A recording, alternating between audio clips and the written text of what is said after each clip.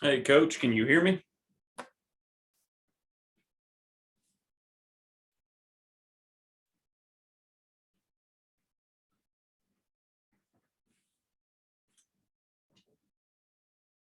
To everyone who's already joined us here in the, one more person to let in. If you've joined us already, we're going to be opening this up for questions in the chat. And that is how we will have to get the questions over to the coaches. See, one person's already let us know they're at a baseball game and we'll have to use the chat function exclusively. Well, that's going to be fine. I think that's where we're going to have our best success getting questions over to Coach. Coach Beth, if you can hear me, just give me a thumbs up. Okay, you can. You're welcome to go ahead and unmute yourself, Coach. Everyone else will be muted, so to go ahead and get questions into the chat, and that's how I will relay them to Coach. We'll take a couple more minutes here, let a couple more people get in, and we'll get started. Enable your microphone and your camera. That's the only thing you have to do with that. This is how you turn it up. Yeah. It says Fisher. No, they just told me to unmute myself. Oh, Because I'm going first. No, I'm first. It's unmuted. But it says Fisher. It's fine.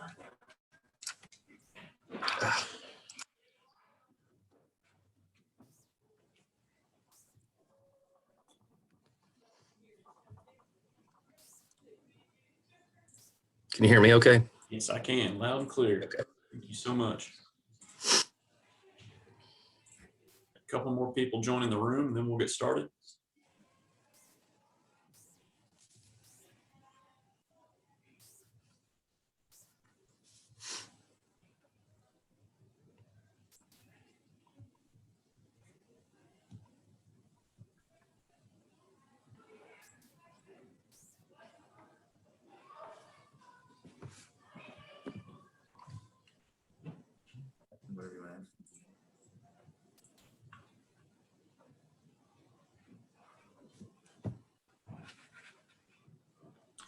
Greg Stottlemyre, if you can hear me now, the audio should be on. If you're not hearing us, make sure you're turned up on your machine with your volume.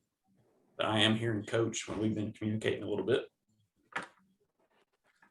Reminder to the media who just now joined us, go ahead and get your questions in on the chat feature of Zoom. That's how we'll be relaying them to our list of all 16 coaches who are scheduled to join us. Okay, it's now 1 o'clock. I'm Dan White, Event Management Specialist at the KHSAA, and this week doing some media duties as well, doing these pre-event interviews as well as some of the post-game things going on at Rupp Arena. Right now, we're going to go ahead and have our first coach on the line. He's already joined us from the first region. This is Aaron Beth from Marshall County. His Lady Marshals are scheduled to take on the 15th region champs Pikeville on Thursday at 11 a.m. So, Coach, if you could open us up with just an opening statement on your thoughts heading in to the Sweet 16. Yeah, we're just really excited to have the opportunity to be back and play in Rupp on Thursday. Obviously, last year we were there getting ready to play our game, and unfortunately, everything got canceled and everything has been a strange year. But we're just awfully excited to have the opportunity to be back in this situation and looking forward to Thursday. Have you had a chance to look into your opponent at all? I know the girls' tournament being a little later, it gives a little more time for scouting. What have you seen out of Pikeville? Yeah, Pikeville's tough. They've got great guards, very physical play inside. I think it should match up. We should match up with them pretty good as far as they're real similar to us. We got shooters, we got good guards, we got two post players inside. I feel like their physicality may be a little bit more with their post players than ours, but I feel like we have a little bit more height and athleticism in the post. The guards are just going to be good matchups. They're a little freshman point guard. Averaging 15 a game is tough. Our defense will have to step up and do what it's done all year if we want to be able to compete against them. But I think it should be a great first round matchup. Coming out of the first region, Marshall County with only 2 losses on the year, Coach, when the Lady Marshals are playing their best, what's happening on the floor? Everyone's playing together. This team is so unique in the fact that I have to beg them to shoot the basketball part of the time instead of the other way around where people are taking too many shots. We're very versatile offensively. We've got 4 or 5 different people that can make the three. And like I mentioned earlier, we have 2 post players, 6 foot. Sophie Galloway going to Tennessee to run track, just a superb athlete, doesn't have a whole lot of basketball experience, but you take an athlete like that and she's competitive and wants to learn. And then Hallie Lange's had an unbelievable year, 6'2", post player that can step out and make the outside shot. Her defense has really gotten a lot better, I feel like, as the years gone on. She is dominant force on both ends of the floor. And then senior guards, Kason Connor was coach's player of the year down here in the first region. Not averaging quite as many points this year as she did last year, but that's just due to the unselfishness and the way they share the basketball. She could have averaged probably close to 20 if she'd wanted to shoot a lot. So our balance is good. Jada Driver's been a great three-point shooter all year. Lots of confidence right now. Presley Jessic, another senior guard, and Lane P., another senior guard, have really stepped up and made big shots at different times. And defensively is really where our focus has been. From the guard standpoint, we can put a lot of pressure. And then in the post, we can block shots and finish it off with the defensive rebound due to the size and athleticism. So like I said, it's been a great year so far, but it's a little different atmosphere, I think, coming in this year with it being this much later. We have had a lot of time to prepare and understand our opponent. And, Final Four tonight, championship game, watch some Final Four this weekend. It's just a different atmosphere playing the state tournament this late, but I really like it. Okay. Christy Thomas from our own KHSAA radio network. She had a question for Coach. It's how many of your players on this team were there last year, and what are their thoughts about being back? We didn't lose anybody. So we were very fortunate in the fact that we didn't have any seniors last year that didn't get the opportunity to play in that game. So pretty unique in that aspect of that. That's really why we wanted to. I mean, there's lots of reasons we wanted to get back, but we knew we had a chance to do that where everybody that didn't get that opportunity last year would have that opportunity this year. We did have Sophie Galloway. She actually played for me at Graves a couple of years ago, and she moved last Christmas. It was just a random thing. She took last year off to run indoor track because, like I said earlier, she's going to the University of Tennessee. She's number one in the nation in the triple jump for her class, and I think she's going down there to try to train for the heptathlon, maybe for the Olympics. So that's the type of athlete we're talking about. And then we had one other senior that had played quite a bit, didn't play last year, Gabby Lovett. So we actually have two seniors that weren't with us last year that are with us this year, but then everybody else is back. And any talks at all? Have you had this little time to sit around like, hey, we're getting to go back. We're getting to maybe it's a different year. We're getting to maybe finish what we started. Yeah, we've tried to take it one day at a time. After last year with the sudden, cancellation, we've really tried to enjoy every minute. This team's a special team, one of the best teams I've ever had an opportunity to coach, and I've been around for a long time coaching teams, but the chemistry on this team is stuff that coaches can't really fix. It's already there. They're good on and off the floor.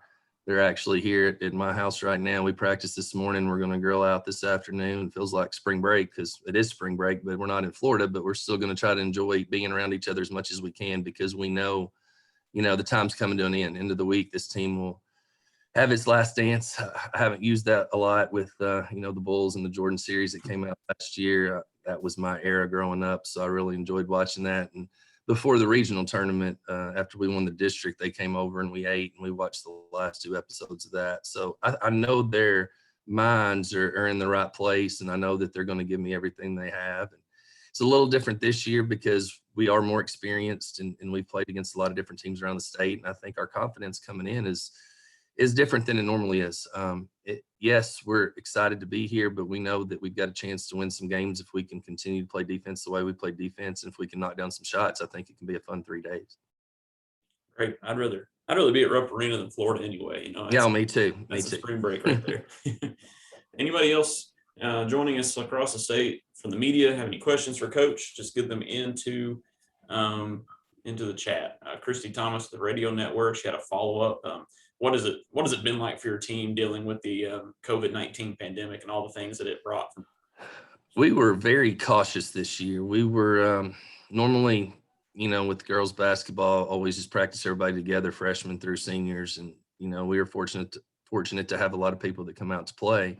This year we split it. We had freshmen and JV practice separately from us after about the first 2 or 3 weeks. In the varsity, I kept 10 to practice just with the varsity to try to maintain that social distancing and not be around each other as much as we could. And I hated it, but it's really paid off. We never, and I don't want to jinx this because I know we're leaving tomorrow to come up there, but we never had our team shut down all year. Our boys, I think, had 3 or 4 different times where the team was quarantined and didn't get to play games.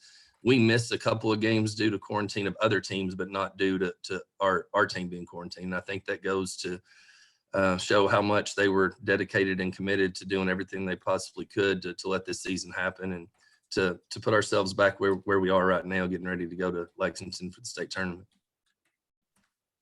Anyone else have any questions for Coach?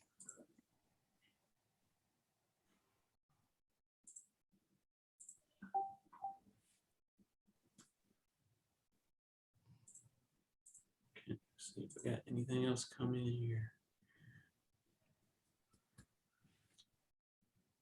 We're going to open it up a few more moments for Coach. This is Coach Aaron Beth from Marshall County. His Lady Marshals enter the tournament, a 22-2 record. It will open things up with Pikeville.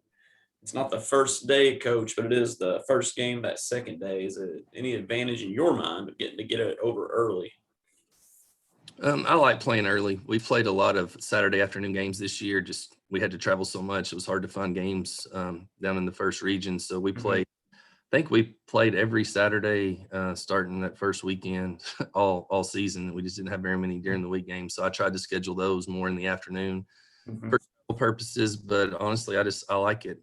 It's more of a college atmosphere where you have afternoon games, and I think it'll be good if we can, fortunate enough to come away with the win, then we'll have the rest of the day to prepare to get ready for our next game, if that is where it goes. Marshall County, no stranger to the Sweet 16. I believe this is right, the 24th trip by the school. Does that make any more pressure, less pressure? I mean, you're a community that's used to being there. Yeah, I'm fortunate enough I've been on a lot of those trips. My dad coached for a long time and won a lot of those. He won 19 regional championships. When I was growing up, I was on the bench in practice. Then I was an assistant for him before I went on to do some other coaching duties. But yeah, of the 24, I think my dad's won 19, and then we've won with me coaching the last 2 years. So that's 21 of the 24. So something we're awfully proud of.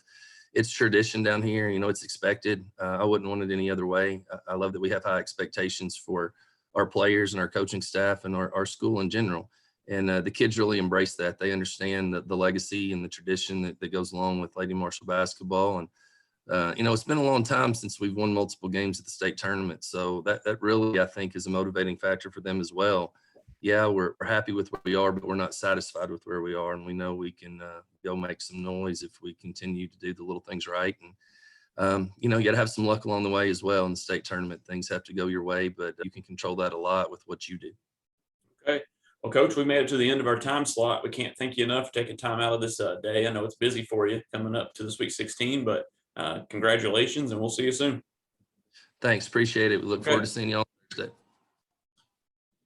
To the media on the call, looks like Coach Jeff Hale of Henderson County already on the line. Coach, if you want to unmute yourself.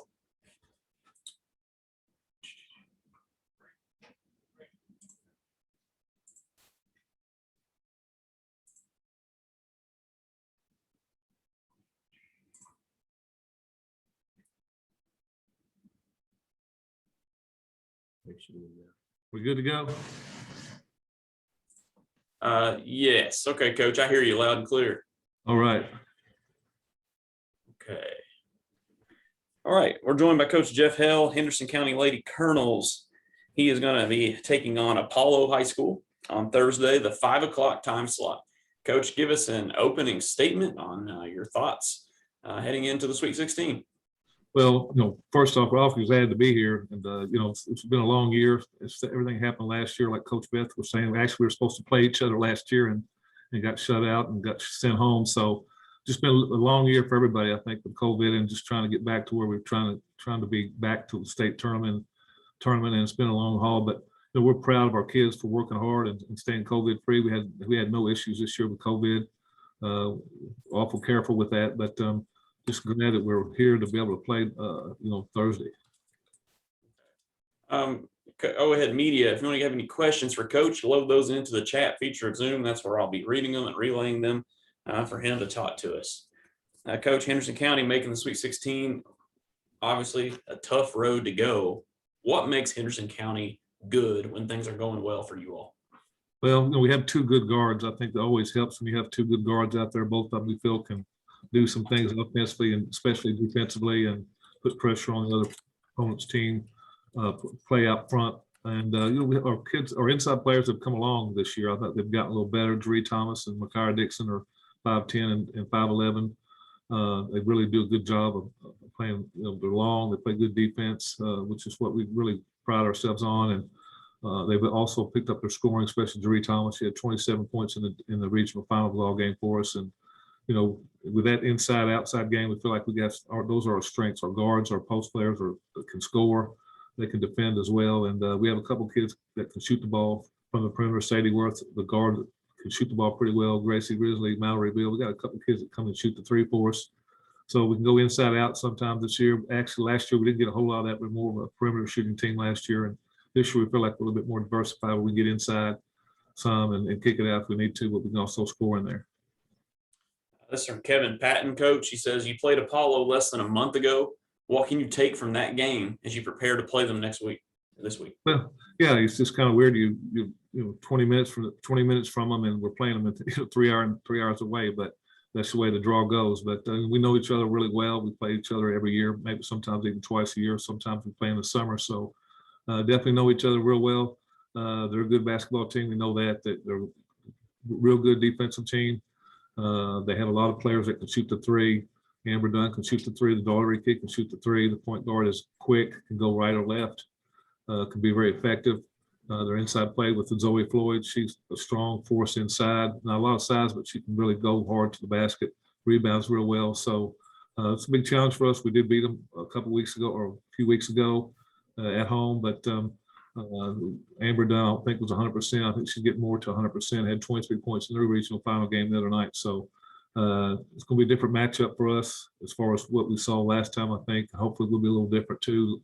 I think both teams are probably, with tournament play, you seem to get a little bit better. I think we've gotten a little better. I think they probably have too. So it's going to be a good ball game, I think. We know we can play with them. We know we can beat them. I think they probably feel the same way. So it's going to be a good matchup. Okay. Christy Thomas from the KHSAA Radio Network wants to know, what have you been working on with extra time to prep? Well, like Coach Beth said, this is kind of weird having this much time. We haven't had it like this in a while, and we've been to state tournament quite a few times, and this is most of the time we've had before we are off, kind of, so to speak, to be able to get ready for the next opponent. So, we've taken a day off here and there just to keep our legs fresh. But other than that, we worked a lot on conditioning, worked on fundamentals, and then we get right down to the game plan. We've got to get prepared for Apollo, their motion offense, so all things they do offensively. We're going to try to counteract that with our defense. A lot of things I think they want to try to do to stop us. We got to do a better job of running our offense. I think will help us. This extra time, I think, will help us sharpen up our offensive skills, hopefully, and continue to work defensively. Okay, this question's from Kevin Patton. He says, Sadie Worth is the second region's player of the year. Can you talk about how valuable she is to everything you guys do? Well, she's very valuable. She's, again, second region player of the year. Well deserved. She can do a lot of different things. That's the best thing about Sadie. She can score. She can defend. She's a great passer. She's unselfish as can be. Sometimes even almost too unselfish. We have to encourage her to shoot more a little bit at times. But the other night they were shutting her down pretty good. We were face guarding her, double teaming her. So she came up with 10 assists, 5 steals, 2 block shots, and made a couple of big shots in that game in the regional final. But it means a great deal to our team as far as leadership. She leads by example, comes in every day, works hard. Doesn't say a whole lot, but she works hard at it, leads by example. Just one of those players you just love to have on your basketball team, and just a great kid too, happy-go-lucky. Nothing seems to bother her, stays healthy, never been injured, never missed a day of practice. So just one of those kids you love having on the team. Anyone else has questions for Coach? Go ahead and get those into the chat feature. Blaine Fintress says, if Apollo defends Sadie well, who else will need to step up during the game? Well, our other guard, Caitlin Kemp's going to have to step up some, I think, offensively for us. Our inside players going to have to score some in there for us. And, we have Gracie Risley and Mallory Bill. Both those kids can shoot the ball really well. Gracie Risley had 17 points in the regional final, so she shoots the ball well, can take the ball the whole too. So if they get hot on Saturday, we're gonna have to have those other kids step up offensively. Our inside games gonna have to step up. Jerry Thomas is gonna have to come through and score for us. Makara Dixon's gonna have to step her game up a little bit and offensively, something she's capable of doing. And then our kids coming off the bench, the two I mentioned, are gonna have to come in and make some big shots for us. Anyone else with questions for Coach? The way the tournament ended last year, Coach, when we were up arena, having to close shop a little early, and then you go into this season, we got to actually play basketball. I mean, how much did your team just talk about that? Like, first of all, blessed to have this opportunity. Second of all, now look where you are. Well, it is. It's, like I said, it's been a long haul to get here, but we were so disappointed. We were getting ready to go in at halftime to get dressed for the ball game, and we get shut down. But we feel like we got some unfinished business. That's kind of been our motto this year of coming back and finishing some business that we didn't get to take care of last year. And the number one thing we have to do is get to that first win. And we feel like Coach Beth mentioned, we feel like we can win some ball games up here. We feel like we have a team that can do it. We got to get past that first one, of course, but we're very fortunate to be here. We're thankful to be here, and we're really, really excited to know we're actually going to get to play. So that's something, fingers crossed, of course, but, I feel like we're confident we're going to get out there and get on this floor. I know our kids are looking so much forward to it, especially ones that didn't get to play up there last year. Sadie Worth has transferred from Webster County a couple of years ago, so she was on the team last year, but didn't get to play. We had a couple of the girls that have been on the team a few years, and they did get to play a couple of years ago when we were up there. But a lot of these players will be their first time out on Rupp Arena, especially starting a basketball game. So they're really excited. We are as coaches, and we're looking forward to the challenge. Okay, take a couple more moments here, see if anyone else has anything for Coach. Joined by Henderson County's Jeff Hill. They're going to play Apollo Thursday at 5 o'clock. It's not quite the 8 o'clock game, Coach, but it's still, fairly late. So I guess, what do you kind of do for rest after playing, probably finishing around 7 o'clock if you happen to advance? Well, hopefully we'll advance, and we just have to, get back to the hotel. And we have to get something to eat, make sure we're eating really well, and get that good meal get that good meal in us, and hydrate and be ready to go the next morning. We'll go the next morning and get some walk through, make sure we're eating well, drinking a lot, and just get ourselves prepared, ready to play. And we've traveled a lot, like Coach mentioned, Beth mentioned. We've traveled a lot throughout the years. We traveled a lot this year and played a lot on Saturdays too to find people to play. And our kids are used to the bus rides. We're used to layovers. We're used to doing those kind of things. So now it's just a matter of time of getting good rest, eating right, and being ready to play. All right. Well, we're excited to welcome you to Lexington. We'll be there in a short couple of days, and we can't wait to get started. Looking forward to it. All right. Thank you, Coach. Thank you. Okay, moving right along. I know she's in the waiting room and will be in shortly is Apollo's head coach, Natalie Payne. Apollo's the champions out of the 3rd region, and they're going to be taking on Henderson County Thursday at 5 o'clock. So some back-to-back interviews here of opponents getting ready to play at Rupp Arena's floor on Thursday, and we're just waiting for Coach Payne to join this call. We'll be with you as soon as she is in.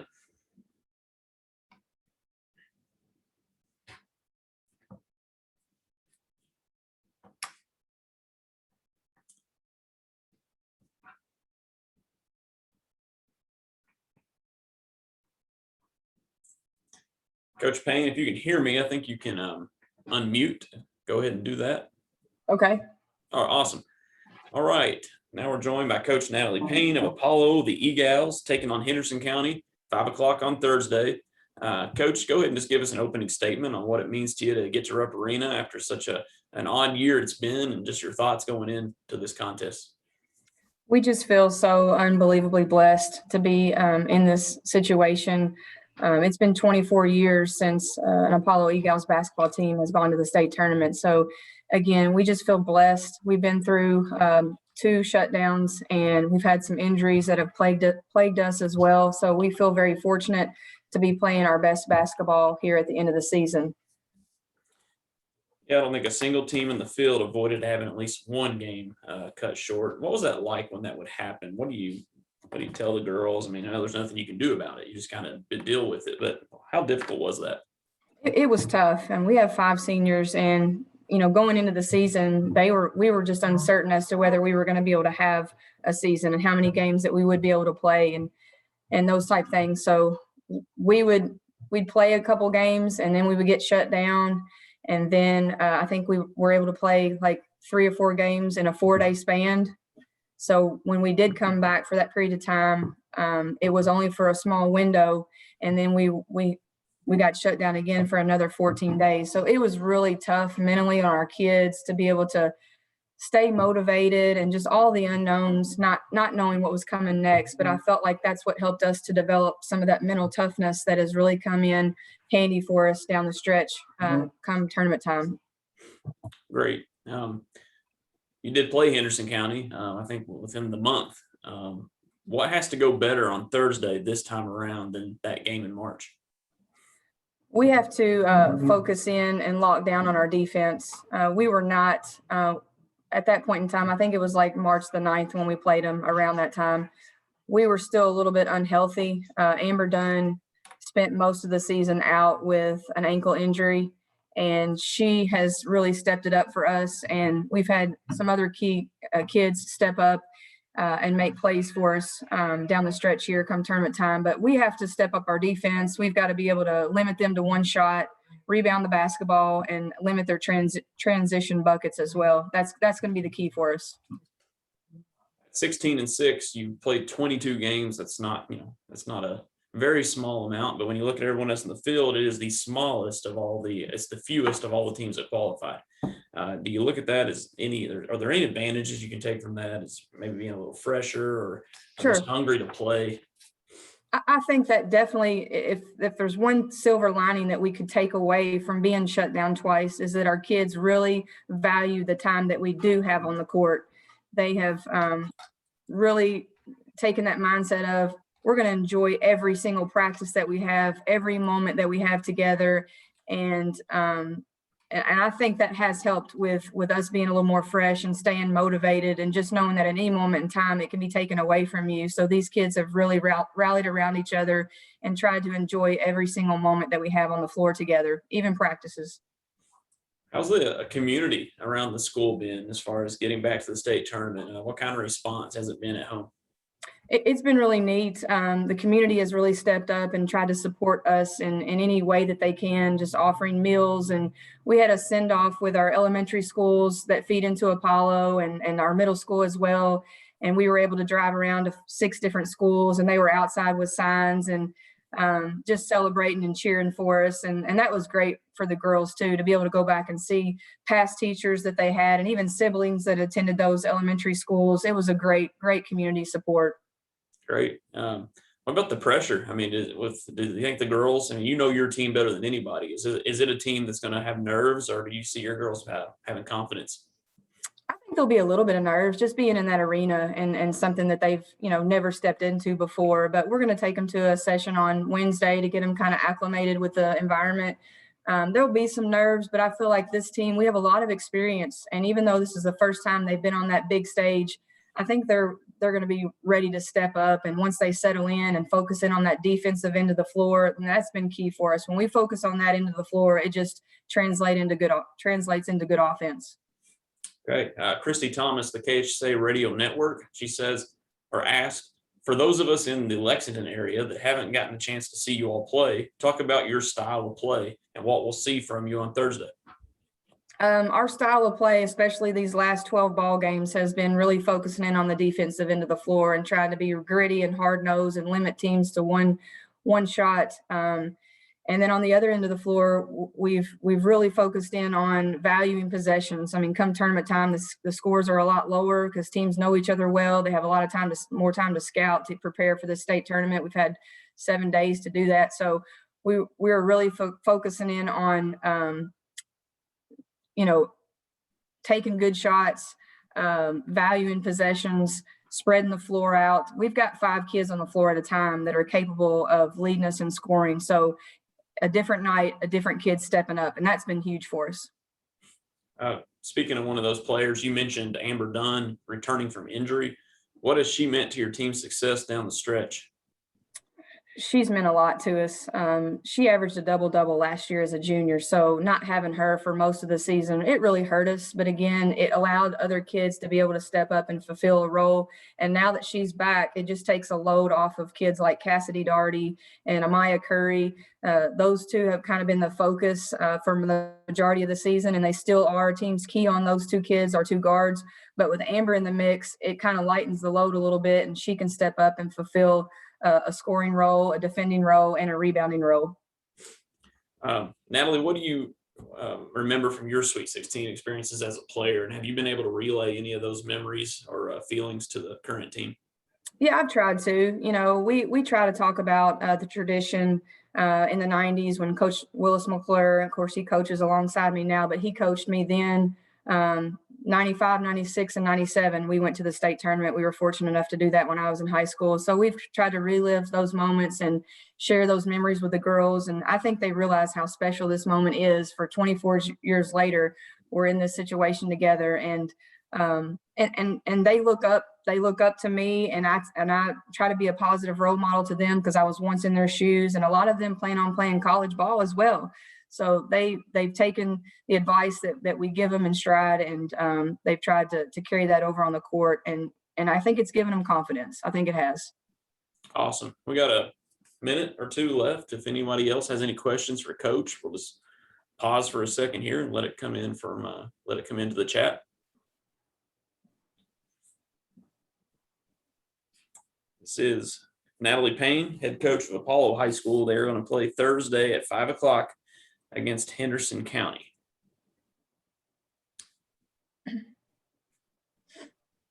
Now, when you were playing, Coach, that string of wins, or what facility were those state tournaments in? Didn't have that in front of me. My sophomore year, it was at Frankfort. Okay. And junior year, Diddle, and then back at Frankfort my senior year. We got to the Final Four that year. That's when Elizabethtown won. They beat us in the Final Four. Definitely some historic facilities there. I remember the games in Frankfort well. Obviously, this is going on a much larger stage, Rupp Arena, where a lot of young people dream of playing. Is that, I mean, just a comment on how excited your girls have to be. Oh, they're just thrilled. They really are. And they're carrying over that enthusiasm into practice leading up to, you know, we have this long span of days to get ready. And that's kind of hard for kids. You know, there's not a game for another 7 or 8 days. So, but they've enjoyed every moment of it. They're just really looking forward to that big stage and going out there and proving that we deserve to be there. Okay. Well, Coach, I think that brings us to the end of this time session. We thank you for joining us and giving the media some sound bites leading into the game. So congratulations, and we'll see you in a few days. Thank you. I appreciate it. All right.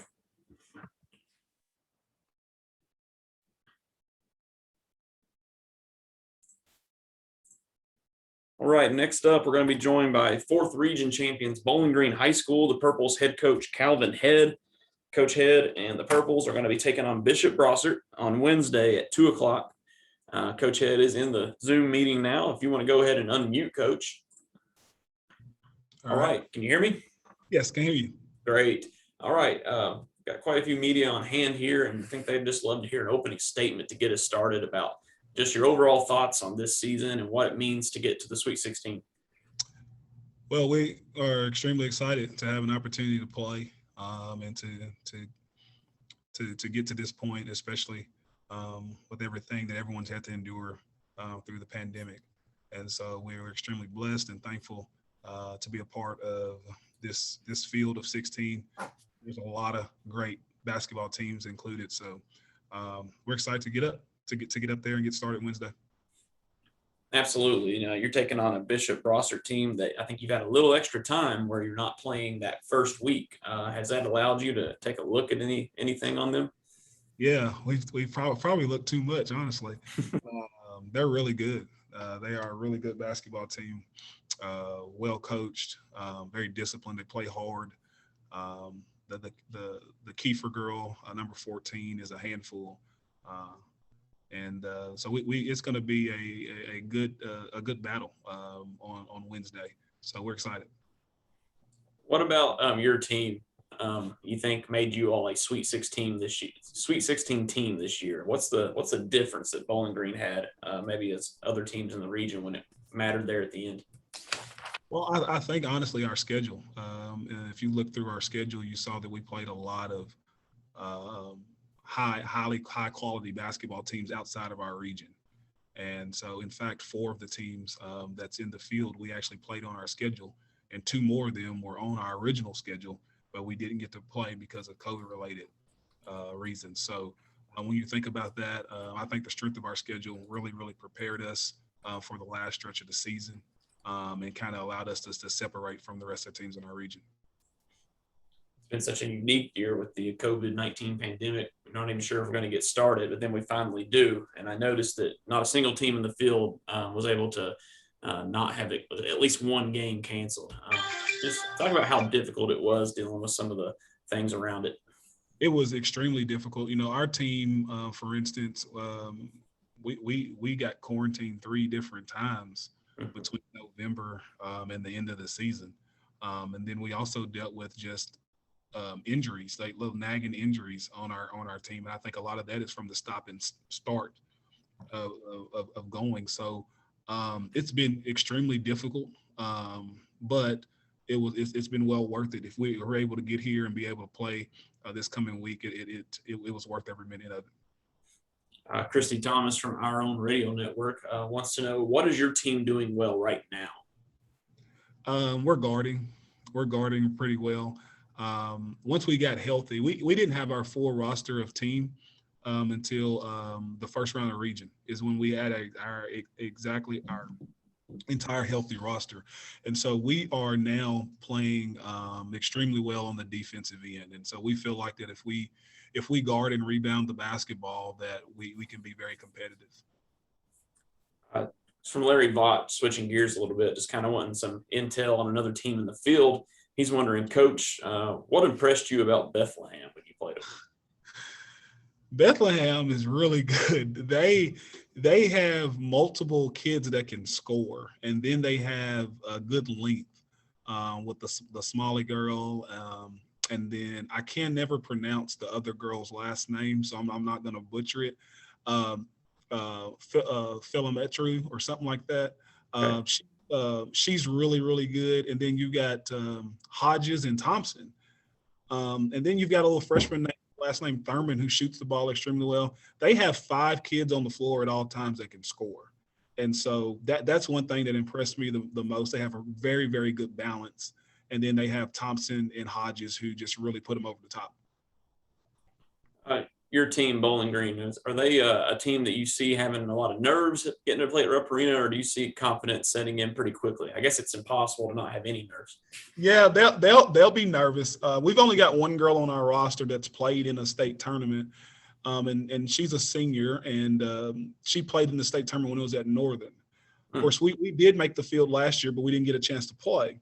So we've got a lot of returners from that team, but playing in that atmosphere in Rupp Arena is just totally different.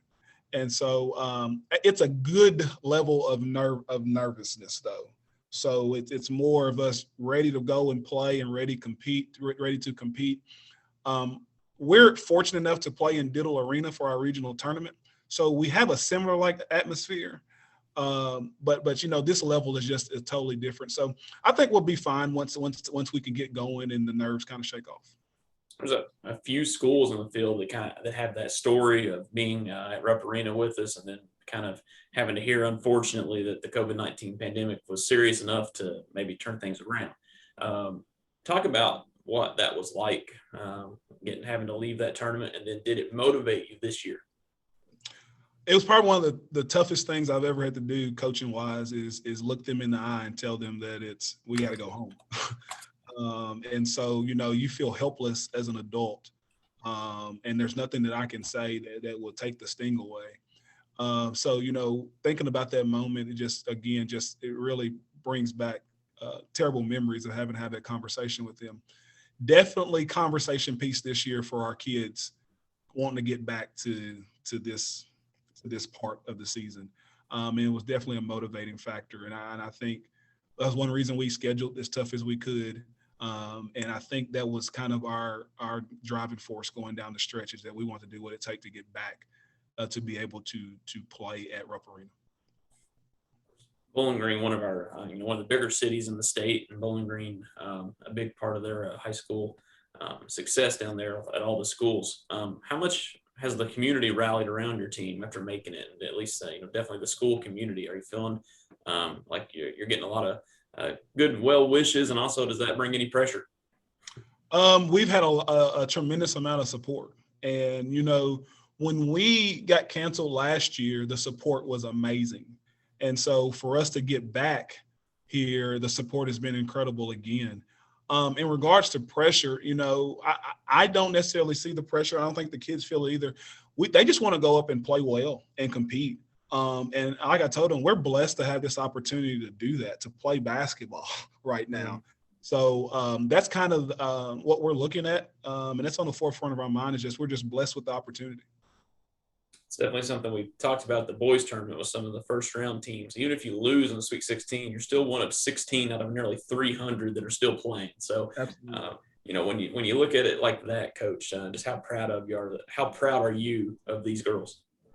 Extremely proud. And, I told our local media if they knew some of the stories that we've had to endure this year and how resilient our kids have been. And, I can only speak for my program, but I'm sure every other coach in the state can see the resiliency from their team and what they had to endure this year. But I'm just specifically proud of the young ladies that I get to coach and interact with daily, and what they were able to endure during this time. Okay. We got a couple more minutes here with Coach Head. If anyone would like to get any questions into the chat, feel free to let me know. And if anyone is joined and they're looking for permission to record this locally, we will give that. I've tried to do that for most people that have logged in, but it's Andrew Chernoff. I just added that for you. Anybody else that needs permission to record, just feel free to send me a direct message. All right, last call for questions for Coach Head.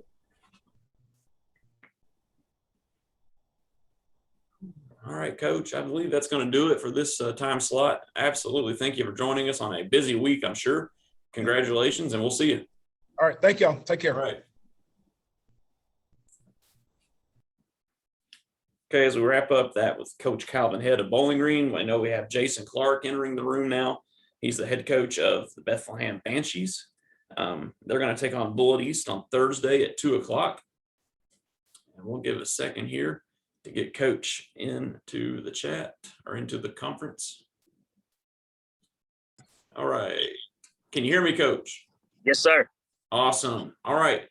This is Dan White with the KHSAA, and we're just going through this pre-event media opportunity. We've got quite a few people here, and they're going to be asking questions through the chat feature. I will monitor that and relay them to you as they come in. But to start us off, give us an opening statement on pretty much what you expected, an opening statement on making the Sweet 16. It's a special thing, no doubt about it. I'm proud of the girls. They've worked hard all season. We look forward to the opportunity to get in there and see what we can do.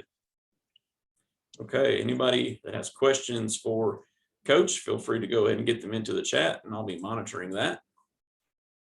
Okay. I see this from Larry Vaught. He says, Coach, how well do you think the rugged schedule you played prepare you to make a run at a state title?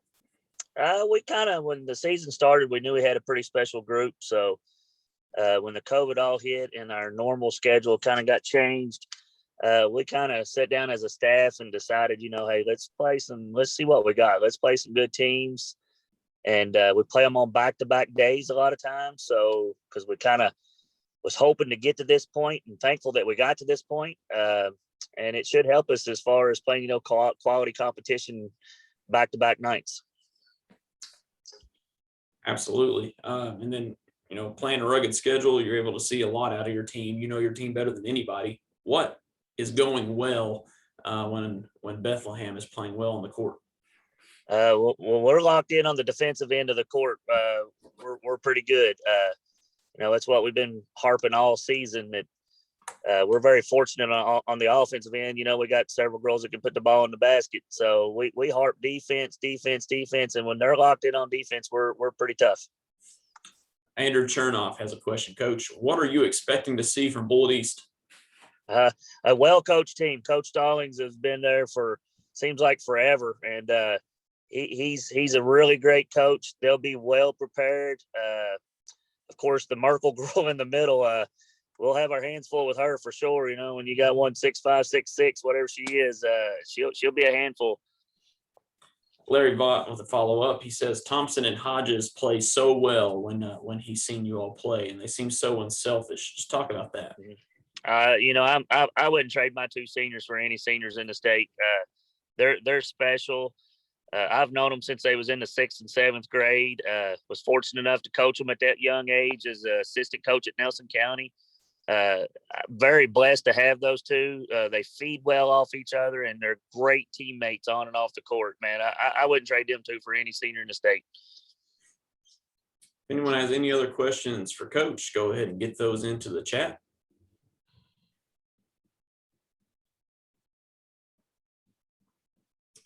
Okay, Andrew Chernoff, he wants to know, what's the community like down there, excitement-wise? It's funny you ask it.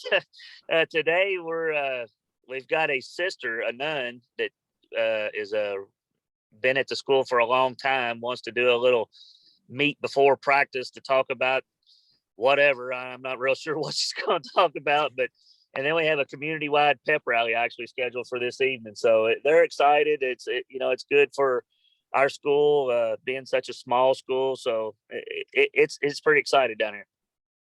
Awesome. Larry Vaught, Coach, is there a pace you prefer? Because it seems you can go slow, you can get on the run, you can do whatever. What pace does Bethlehem prefer? We like to go fast, but that doesn't mean that we're not we can't go slow. But we like to get the ball out of the basket or off the backboard and get down the court as fast as we can. Chad Hensley from bluegrassball.com. Having played in and won the last 2 All-A Classics, what can your girls take from those experiences that might equate to the Sweet 16? Well, we've been in the big games, you know, with the bright lights and the media coverage and fans in the stands, so to speak. Maybe not so much this year, but we've been in those situations, so we shouldn't be a little timid on the start. We should be ready to go. Christy Thomas from the KHSAA radio network wants to know how you will defend the size of East. Well, we're fortunate enough to have, you know, Ella Thompson at about 5'11" and Emma Filiatru at about 6 foot, 6'1", and then Zavia Smalley about 6'3". So we can match them a little bit on the size. Without getting too much into it, we'll have a good game plan for them. Gotcha. Anybody else have any questions for Coach? We're being joined by Chris Stallings, Jason Clark, head coach of the Bethlehem Banshees. He's going to be taking on Bullitt East and their coach, Chris Stallings, at Thursday at 2. You know, it's not that early time slot, Coach, on a Wednesday, but it's not also the super late one on Thursday. It's kind of fits in the middle. What's your opinions on that slot? I know you can't really choose it, but we kind of like the slot. You know, a lot of teams are probably going up early and all that stuff, but we're going to treat it like a business trip. We're going to stay at home on Wednesday and let them sleep in their own beds. Get up, get them a good breakfast, and we're going to treat it like a business trip. So hopefully they'll be ready to play. Okay. Anybody else have questions for Coach? Yep. Andrew Chernoff has another one. He says, there's a little bit of a gap between your last game and the Sweet 16. How have you kept the team focused? We like to call it the sideline where we're running. So we keep their attention pretty good that way. That'll work. Oh. Larry Vaught has a question about, you know, your player Thompson, how valuable you think she is. And obviously she's in the conversation for Miss Basketball, and just your thoughts on that. Man, she's special. I mean, she's humble. She's a great teammate. She can play the inside. She can post. She can shoot threes. In the district final, Amelia Hodges, my other great senior, was out with a neck injury that she got in the semifinals of the district, and I had Ella playing point guard. So that tells you the versatility of her. She's just super special. We got a few more moments here with Coach. If anyone has any questions, feel free to populate them in the chat feature, and we'll get them to him. How busy are you, Coach, this week? What's it like? What's the schedule like between Monday and getting It's been hectic since the district started, to be honest. It's just been crazy busy, but it's a good time. We're fortunate we're only one of the 16 teams still practicing and playing. So hey, we're fortunate. Absolutely.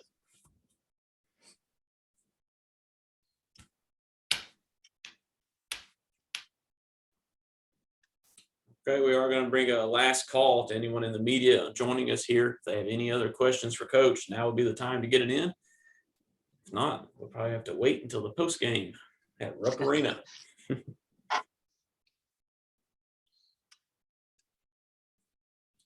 Well, Coach, sounds like you got a couple meetings coming your way anyway, so we're going to let you go. Congratulations. Right. Thank you so much. Appreciate it.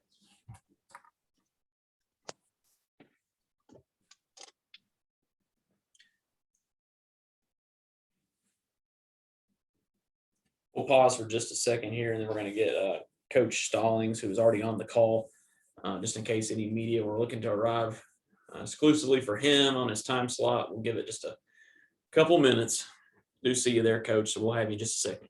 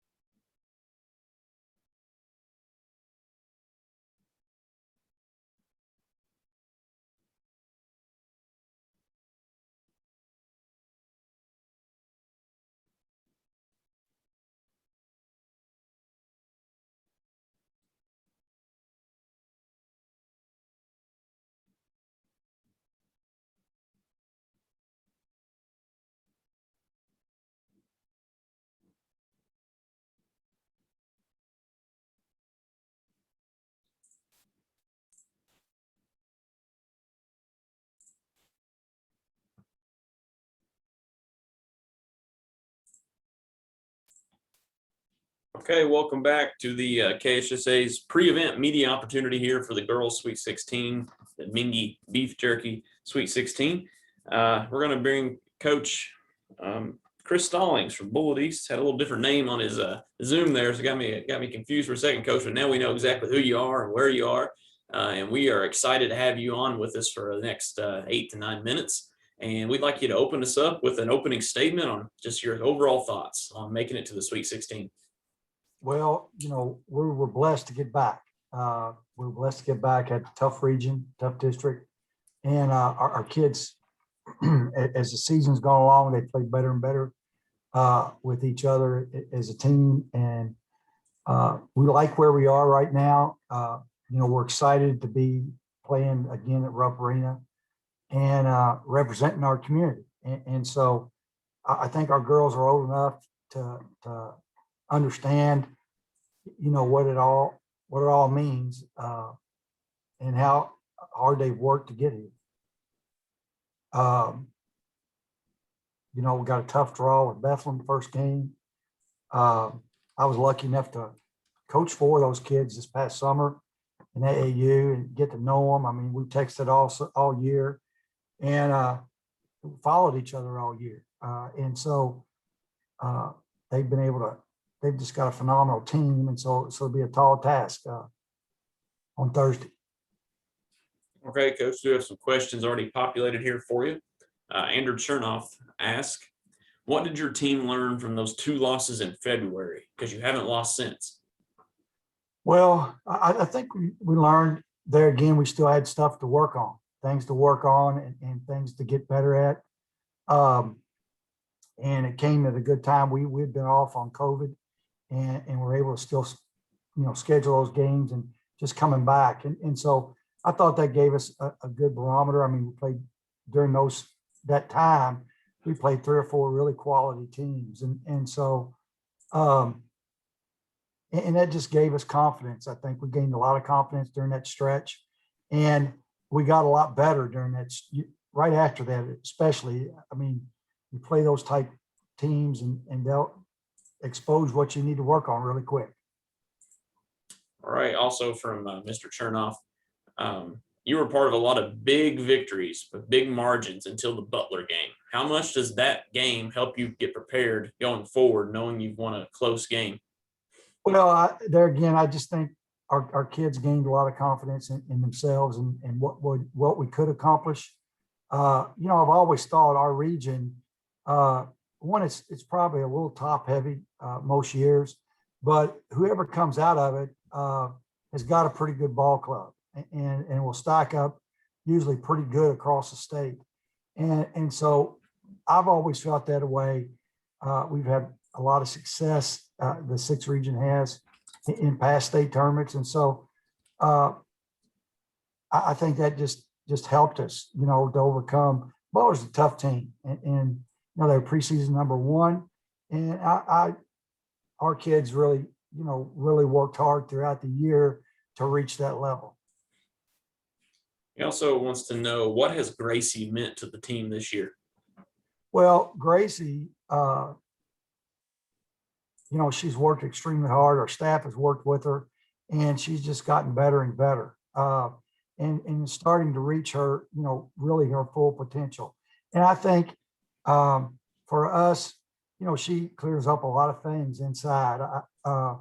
It's hard to score in there off of drives, and she rebounds the ball well for us, both offensively and defensively. So she just gives us that something that other teams in the state really don't have, and so we've been able to use her offensively, her skills offensively, and then defensively, she stayed out of foul trouble and has been able to really protect the paint for us. So I think she's felt on both ends. Her presence on the floor is felt on both ends for us. Anybody from the media on this call? I got quite a few of you on hand. If you want to get a question to Coach, go ahead and enter it into the chat.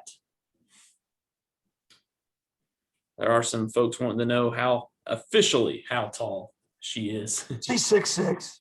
She's officially 6'6". Still growing. I think she'll be taller maybe by next year. And so she's got, again, great hands and good feet and pretty good work ethic. Okay. We're on here with Chris Stallings, head coach of the 6th region champions, Bullitt East Lady Chargers. They're going to be taking on Bethlehem on Thursday at 2:00. Anyone has any questions, feel free to enter it into the chat. The 2:00 time slot on Thursday, Coach. You can't pick your time slot, obviously, but do you like that spot? Do you wish you're on Wednesday? Just talk about where you sit in the field. Hey, we don't care. Yeah. We're in the field, and we'll play. We play at 8:00 a.m. If they had a game there. Our kids enjoy competing, and our staff does. So we'll play anytime they throw it up, or flip it up. Yeah. Jason Frakes, Louisville Courier-Journal, apologizes if you've already addressed this, but he wants to know your thoughts on a tough matchup with Bethlehem in the first round. Well, it is tough. I mean, they do a lot of things offensively. They probably the best shooting team we've played all year, and they really push the ball in transition and rebound the ball. So, I mean, they're just well coached. They've just got a really, really solid club. They're playing really well right now. So I think it's going to be a really strong, tough matchup. I don't think we're as far as an easy team to play first round either. So it ought to be a good game if we come to play. That's one thing I know about Coach Clark. He'll have his kids ready to go. And with those 2 seniors, with Hodges and Thompson, I mean, they're going to be ready to go. And so we're going to have to match that and be ready ourselves. Andrew Chernoff says you got to actually play a game in the Sweet 16 last year before things came to an end there. Does it help give your team some experience heading into this year's event? Well, it does. It does. And I really, our kids, most of our kids on the team were there last year. And so I think that gives them some confidence as far as they kind of know the routine of the day and the days leading up to it. So I think that's helped us this week. Last year, it was a couple of days we played first, but and it was something that our kids, when we would talk about, we have an opportunity to get better and maybe have a chance to get there again. They knew, they know what their experience feels like, and they really wanted to work hard. I mean, our kids have really worked hard, and our staff throughout the course of this year. We started way back in June on outside courts, and I think Thursday's going to mark about 294 days off and on that we've been together. And so you got to have a tight knit group to be able to stay together that long, and a great staff around them and willing to work. And this bunch has. So we're looking forward to it. Larry Vaught, bringing up from the latest official KHSAA stat report, has Merkel shooting slightly above 75% from the field. He almost wanted just to know, is that right, or did he have bad info? I think no, it's good info. It's correct. Mm-hmm. It's correct. We don't pad any stats here and make anything up. And so that's what she shoots. What goes into, obviously closer to the basket, a little taller than everybody, but that's just being really, really efficient. It sounds like you talked about her good. Well, hands. she is. She is. I don't even know how many shots she averages a game, but like I said, she's pretty good finisher down low. And as the season's gone on, we've been able to step her out a little bit more. And next year we'll step her out, some more. And so, but she shoots the ball well, keeps it up high, finishes through contact. And so like I said, that's her honest shooting percentage. Great. That's awesome. Well, Coach, we're going to open it up one last opportunity. Does anybody have any final questions for Coach Stallings?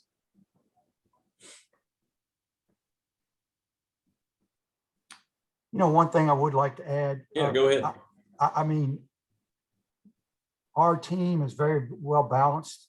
We've got a balanced scoring team and a little bit of everything. And so I think that makes it harder for teams to really concentrate only on Gracie. We've got some kids that can shoot it, some kids that can drive it, some kids can do both. And so offensively, that has really helped us throughout the course of the year, I think.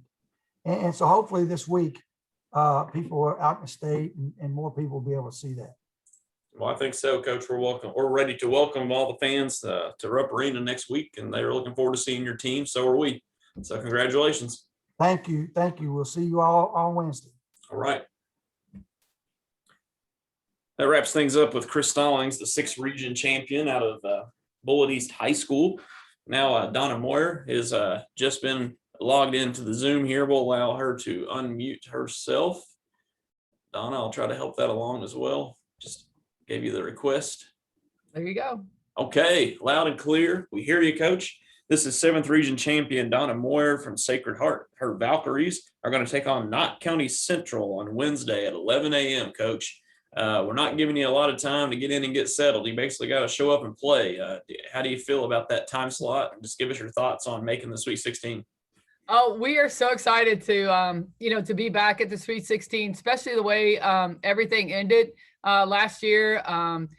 So we're excited to be back. Playing that for opening game is great if you win. Then you get a lot of rest. So that's a good thing. I played the early game. I played the late game, back in 2002, 3, and 4 when we actually won it. So, but you got to come bring your best basketball, and we're really looking forward to it. Okay, Andrew Chernoff. He wants to know, Donna, how does this year's team compare to previous teams that you've had? Different. I mean, we're led by I think she's one of the best point guards in the state. And Joey Gilvin is a junior who has a motor that just stops. And, can keep those two kids on the floor. We're pretty good. And then I've got a bunch of young freshmen, Bender, Claire Russell's come in off the bench and given us really good minutes in the 7th region tournament. And, I've got some shooters with Olivia Kaufman and obviously Reagan Bender. And then our post players, Alex Wolf and Angelina Paleo, have given us solid minutes in the post. So how they rank with the teams in the past, I don't know. We're here. So I'm kind of excited to play. And, they've got a no quit in them, and they're just going to play till the buzzer. And they've just been a great group to coach. Taking on Knott County Central in that opener, Coach. I know they're from a little different area than Louisville. You're probably not playing a lot of common opponents, but have you had a chance to get any intel on them and take a look? Yeah, I mean, we know, I know numbers, but their quarterback, their go person is number 23. She does a lot for them. If they shoot a lot of threes. If they kind of feed off 23 in my opinion, and they play a lot of zone. So we're working on some of that, but I think it's going to be an interesting first round matchup. I guess our only common opponent would probably be North Laurel. We had played North Laurel early in the season, and I think they played them at some point too. Great. Andrew Chernoff adds, what did the win over Central do for your team's confidence? Oh man, it was just an enormous boost of confidence. And Manual, to play Manual and Central back to back. We gained a lot of confidence off beating Manual because everybody thought they were the preseason favorite, and then Central would have been right behind them undefeated. But our kids, we responded. We got down to them. We got down 29-22, and we just kept plugging away and didn't quit. And kind of got back in the game and made big shots. So, and I thought Central was, one of the top teams in the state. So that was a big win for us. But I think, our schedule going into the tournament really helped us. We played anybody, anywhere all year long. Whether we're Anderson County, Bethlehem, Bardstown, Ryle, you name it, we were playing them. And so I think our schedule helped prepare us for some of those big moments. Greg Stottlemyre of our own KHSAA network, and obviously you'll remember this well, but you did play that final game last year before things got shut down. It was a very close loss, a great game. He wants to know from playing at that time and what happened between that and that close loss. How grateful are you and the girls for another chance? Oh, we are just, we're so excited, and hats off to the Commissioner Julian Tackett for all he has done this year, with basketball and all the sports and pulling off the Sweet 16. We're just thankful to get back there. It obviously was a surreal kind of experience last year. We weren't there very long, and then have everything kind of canceled right after us. But, our kids have some fuel. They've been hearing for a year that we lost to South Laurel, in the last athletic event of the year. So I think that's motivated them to work hard, to practice, to get better. I mean, we didn't even get a team picture at, on Rupp Arena. So we want to make sure we get one of those when we go back. But, we're just thankful. We're thankful for the season. And like I said, thankful for everything everybody has done to make this happen for us and for our team. Because, I've been coaching a long time, and it's hard to get to Rupp Arena, and everybody, there's so many good teams and so many scenarios that happen. And we're just, to get there and get an opportunity to play for a championship is something that, that we're going to be ready for. And, and we just don't plan on playing one game. I mean, we're playing for Saturday, and I think I've got the team that can do that. Great. Got Jason Frakes, Louisville Courier-Journal, wants to know, Donna, how do you approach things different as a coach with such a young team versus the experienced team you had last season? We haven't shortened our practice. I mean, every practice has been 2 hours, and we're doing a lot of teaching. I'm fortunate that I have a great staff.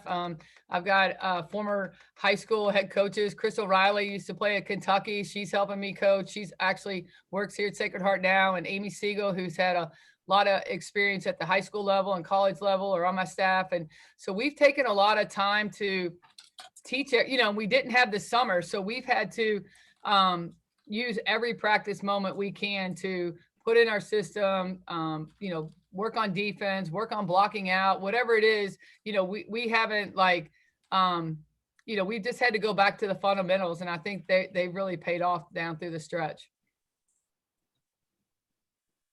Okay, yeah, Greg Stoudemire, KHSAA network, radio network. He says, you have asked your team to show more patience on offense. Have they done that during the postseason? I think we did. We did against Central. We actually ran a couple sets, and we've really worked on that in practice. I think that's been one of the things that that we looked at our regular season game and showing that we didn't show a whole lot of patience. And we do a lot of 5-on-0 and just running through our sets and reversing the basketball and just trying to be more patient than just a drive and kick and shot. And I think you could kind of see some of that in the regional tournament. And then also, we've worked a lot on our defense and our defensive rebounding. And, you just can't, like with Aaron Toller and the group I had last year, having them 4 years and 4 summers, you could call something and they could run it. In this group, being as young as we are, we've had to really, like I said, just really go back and teach and spend a lot of time teaching and, game situations, really working on that. So it's been fun. And also, Mr. Stoudemire wanted to get in a couple pronunciations. He's talking about Paleo and Loven. Are those correct? Lovin, yeah, Olivia Lovin. Okay. And Paleo, yes. Paleo. And then he also is interested in the first names for Ralston and Carter. Oh, Trinity Ralston and Nalea Carter. Okay, awesome. Thank you for doing that. Larry Vaught, this might be one of our final questions. We got a couple more minutes. He says it's been a while since you played Anderson County, but what impressed you about them? Oh gosh, we actually lost on a last second shot. They banked in a 3-pointer from about half court on us at home, and it was might have been our first loss in 4 years at home.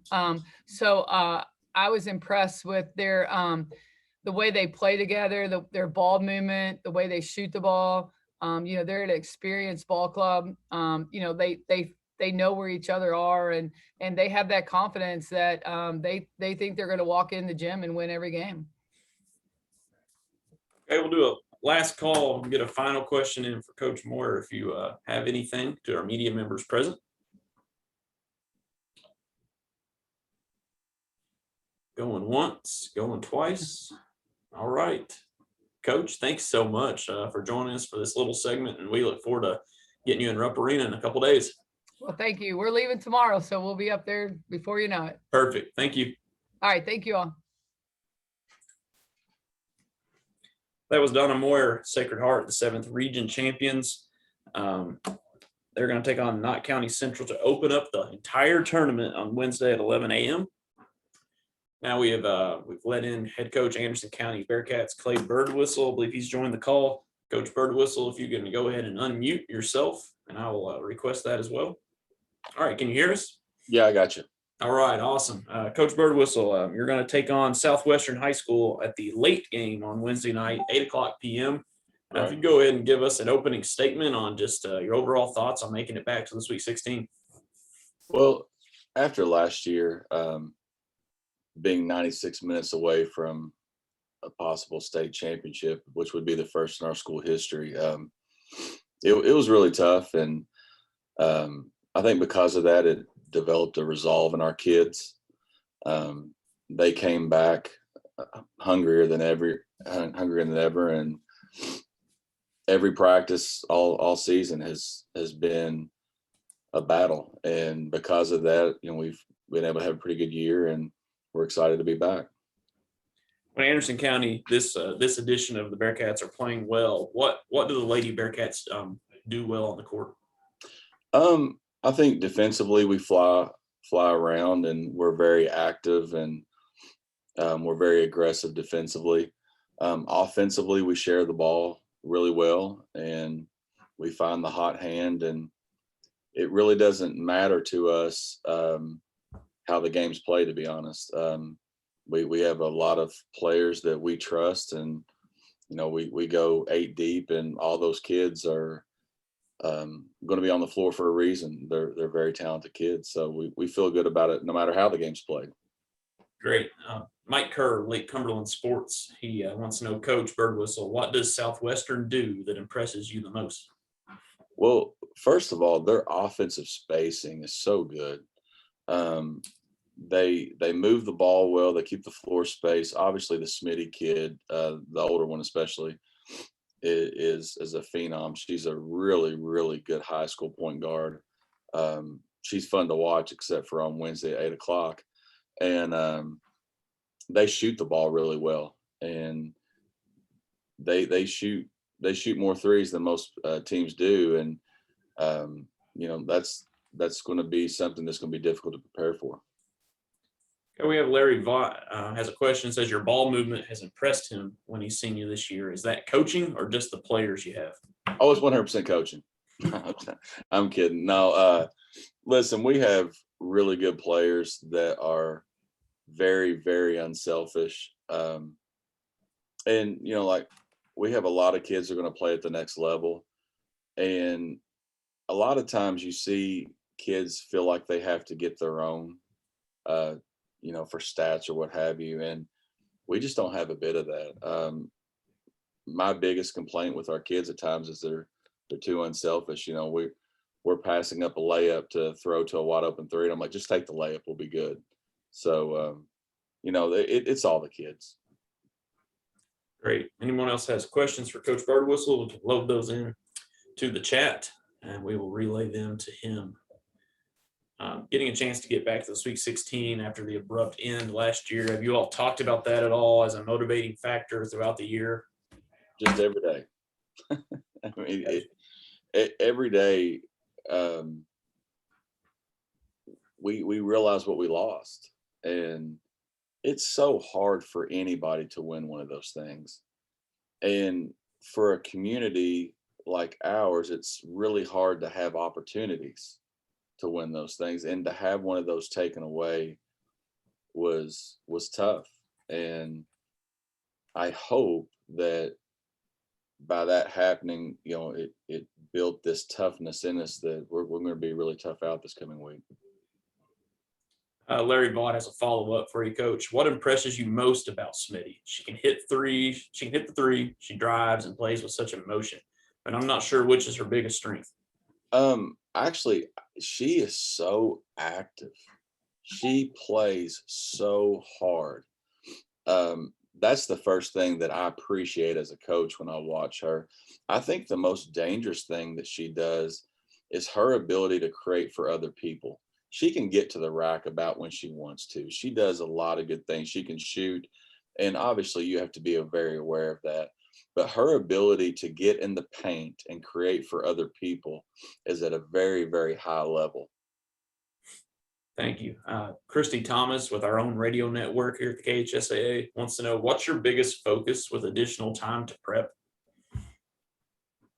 I think the first thing, you got to make sure that you're taking care of you. You got to make sure that you're doing the things that got you here to begin with. Because of that extra time, it allows us to put the Southwest scout in specifically at a slower pace. We're not trying to cram everything in. We're able to give some kids some rest. We've had 2 days off since our regional championship game. So the ability to rest, the ability to work on things that we need to work on and still be able to prep for Southwest is probably the biggest advantage. Brian Milam had a question. He wants to know, of the teams in the field that you know about, how would you compare your size to other teams? I would think that we're above average. I mean, we're not the Monstars or anything, but we got pretty good size. We have a 6'1" center. We have a lot of kids around that 5'11" range that will play, and then our quote unquote smaller players, 5'7", 5'8". So, I think we have pretty good size. We're not real thick. we're more long and lean, but I feel good about what we got. How about the time slot that you got? Obviously, you can't pick that, but getting to play that last game of the first day, is that going to put you in a good position mentally? Well, playing on Wednesday, I think, is a big deal. Every coach wants to play on Wednesday if possible. The nightcap has some advantages in the fact that that's when our kids are used to playing. They're used to playing 7:30 anyway, so 8 o'clock game is going to be very normal. I think especially when you're dealing with teenagers, the more consistency, the more that we stay in routine, the better off we're going to be. Got a couple minutes left with Coach Birdwhistle. If anyone has anything they'd like to add to the chat, we will relay that to him. Give it a couple more minutes. Anderson County will take on Southwestern on Wednesday night at 8 o'clock. That'll be the final game of that first day as we bring the girls' Sweet 16 back to Rupp Arena. Looks like we got one come in here.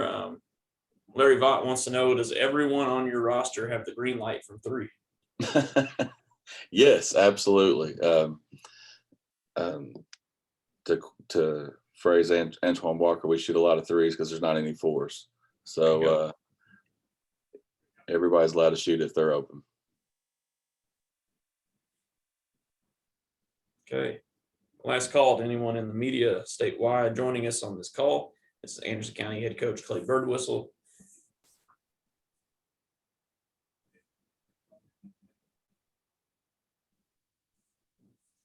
All right. Looks like we wrapped things up, Coach. Thanks for joining us at this time slot we had scheduled for you. And I know you got plenty to do. And we look forward to seeing you all this week. I appreciate you. Thank you.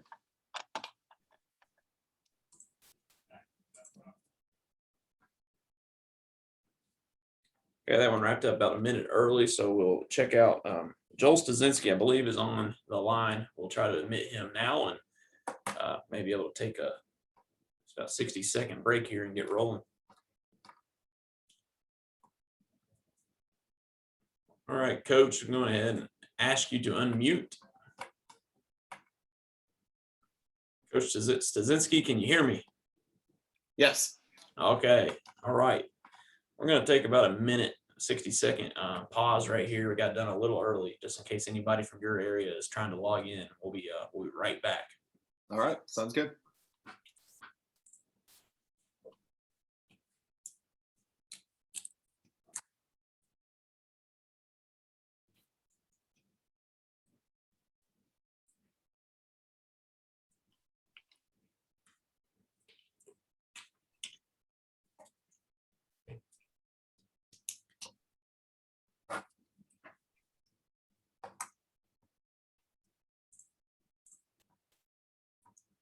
Okay, welcome back to this pre-event media opportunity with the participants, the head coaches of the 2021 Mingua Beef Jerky Girls Sweet 16.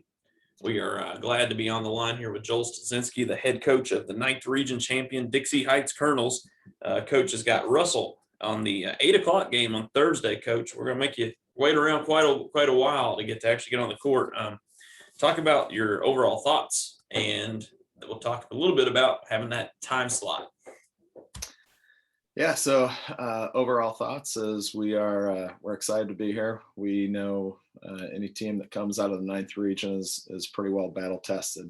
You had to fight your way through Ryle, which is the last state champion. You had to fight your way through the Coopers and the Notre Dames and the Highlands, and so we're definitely battle tested as we approach this portion of our season, which we're thankful to be a part of. So it's waiting around is a good problem to have at this point. Absolutely.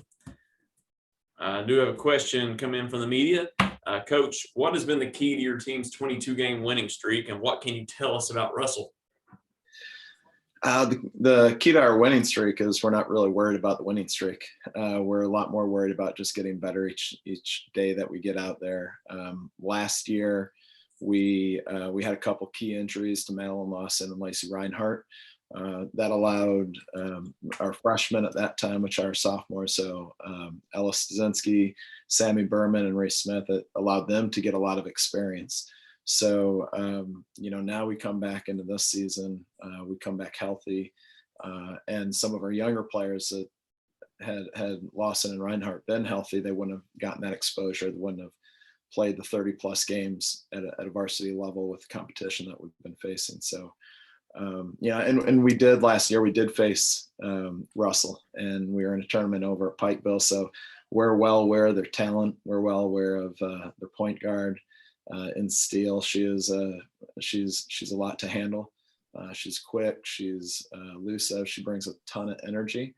And then we also, they're actually built pretty similarly to us. They have a really tough point guard. They have a really strong big in the post.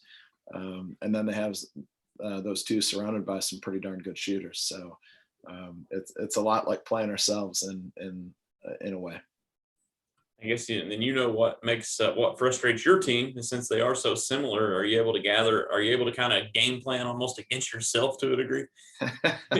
Yeah, to a certain extent, and that's very much like what we always try to do. We try to say, what are they wanting to do, and what can they take away, but at this point, when you have 16 teams left, it's not really a matter of, how is the other team really strong. It's trying to prevent their strengths as much as we possibly can, and hopefully tap into a little bit of their weakness, which they're a really strong team, so they don't have a ton of weaknesses, and especially if they're hitting from the perimeter, it's a lot like us. If we're hitting from the perimeter, it can be a really difficult night for the opponent. What's the one thing Dixie Heights does really well that's made it possible to get here? Well, we're sharing the ball really well. Yes, about 3-4 weeks before the season even began, I remember talking with our coaches and saying that this may be the most unselfish team I've ever been around.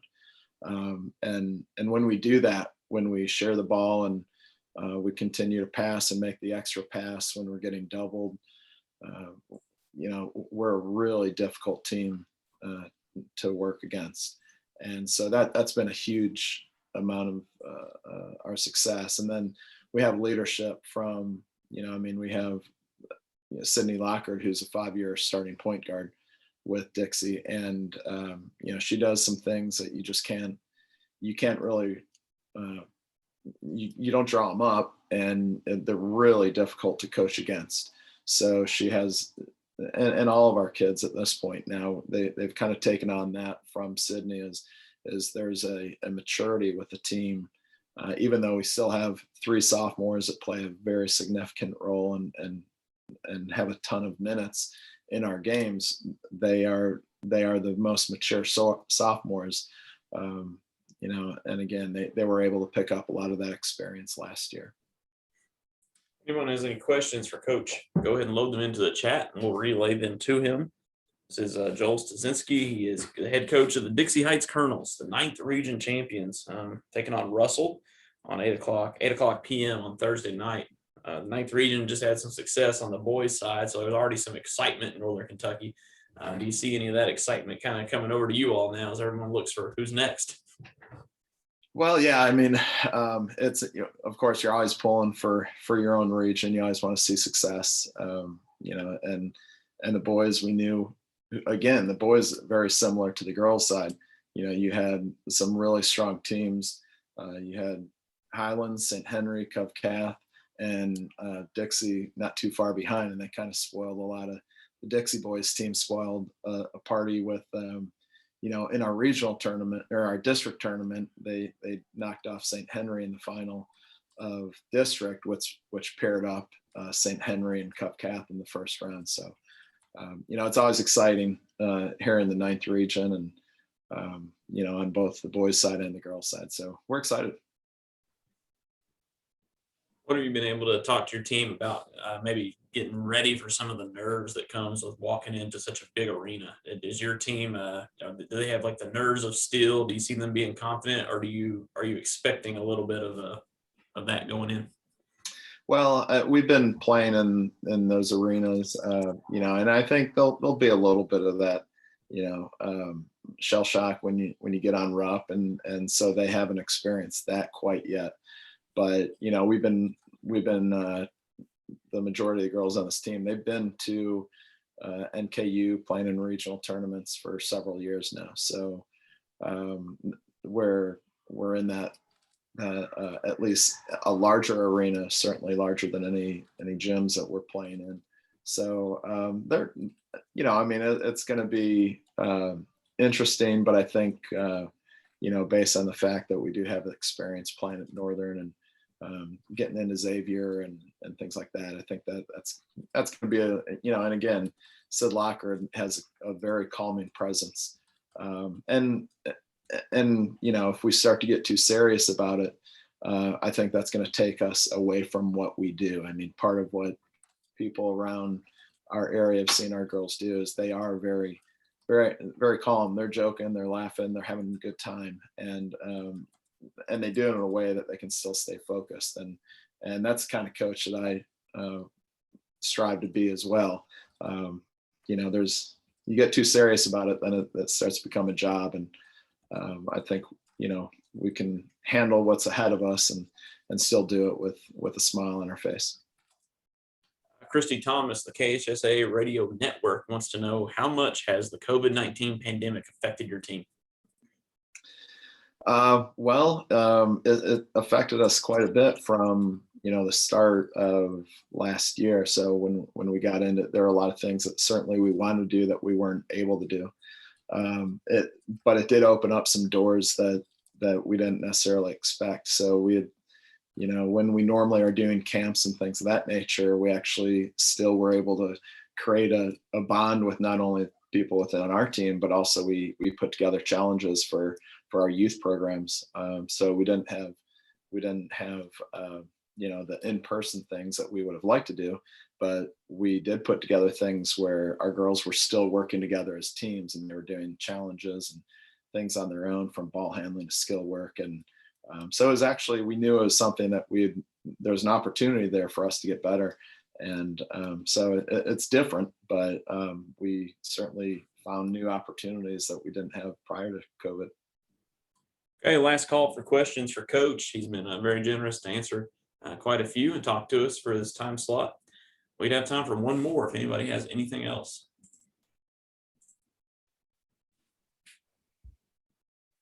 Coach, it looks like that wraps it up. We thank you again for joining us, and congratulations, and we'll see you in a couple of days. All right. Thank you. I appreciate it. Yep.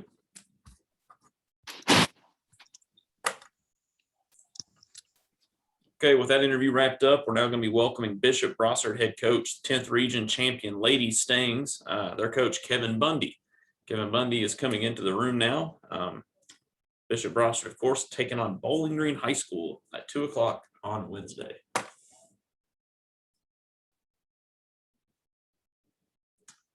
Right, Coach Bundy, if you can hear me, I want you to go ahead and unmute yourself, and I've sent you that request as well. Can you hear me? I can. How are you? I'm great. This is Dan White with the KHSAA, and we're doing this pre-event media opportunity to allow some of the people statewide and in your region to get some questions and to you in a unique way. It's been a unique year, so we'll open things up with an opening statement. Coach, just your overall thoughts on qualifying for the Sweet 16. First of all, we as a team, myself as an individual and the girls as a unit are absolutely just thrilled for this opportunity. We've worked incredibly hard the last 2 years to get this chance. It's a once in a generation chance for our community. There's been a great deal of buzz in our community in the last week. Amongst our students, even though we're on spring break this week, amongst our students, amongst our alumni and our family base, we just can't wait to get the chance to run on the floor Wednesday and go play. Yeah, even if they're not all directly around the spring break or whatever, I'm sure, like you said, there's a lot of community support right now. Does that add any pressure to your team, or do you think your team kind of loves it? I think right now our team kind of loves it. I'm gonna be honest with you. We have a lot of girls that put pressure on themselves anyway, so they don't need a lot of outside support or to feel pressure. We'll feel a little bit of pressure Wednesday, but we've played in an awful lot of big games the last 2 years. So I think the girls have learned how to play in one and done type of events. How much have you, obviously playing not the first tournament where the boys were first, it gives you extra time to prepare. Have you taken advantage of that to look at Bowling Green and what you might expect from them? We have. We've been able to really get a good look at Bowling Green over the weekend.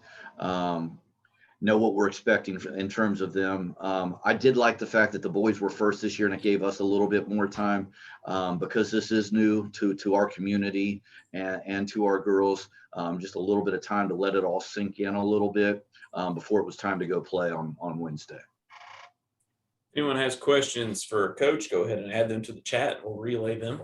We do have one from Christy Thomas, who was with our KHSAA radio network. Tell us about your team and what we'll see from you on Wednesday. So we're a team that has 6 seniors, 3 of whom start, 3 of whom are 2-year captains. That's Jordan Rowe, our point guard. Marie Kiefer, our all-state player. She was all-state last year as a junior, and I'm pretty sure she'll be all-state again this year. Rosie Jump is a forward for us. And then we start 2 juniors who started last year as sophomores. So we did return all 5 of our starters from last year. We'll play as fast as the other team lets us play. We like to take good shots for us. That can be fast or it can be slow. Defensively, we really like to get after you. We like to really pressure the basketball. We put a lot of pride in our defense, and we put a lot of pride in our team rebounding. Julie Muntz wants to know, what are the keys to the what are your keys to the game? Our keys to the game are doing what we do every night to win games. And if that sounds cliche, I don't mean it to. We have to play good defense every night to win.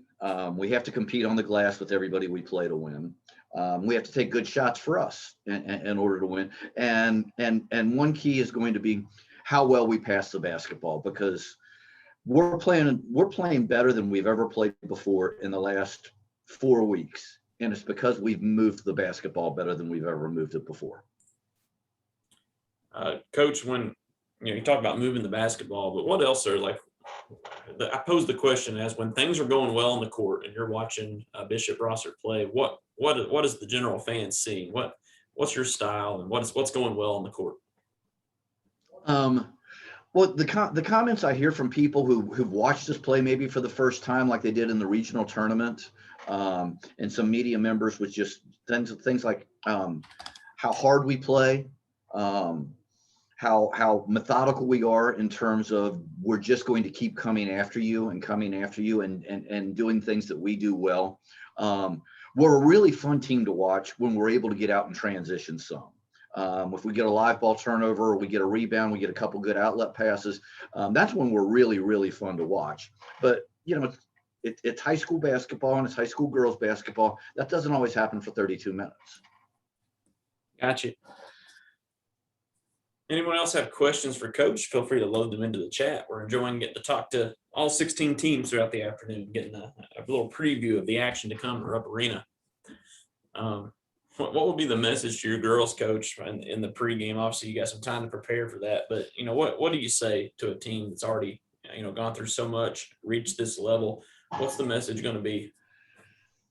Well, I'll tell you what. At this time of year, I think it's really important not to change your messages too much.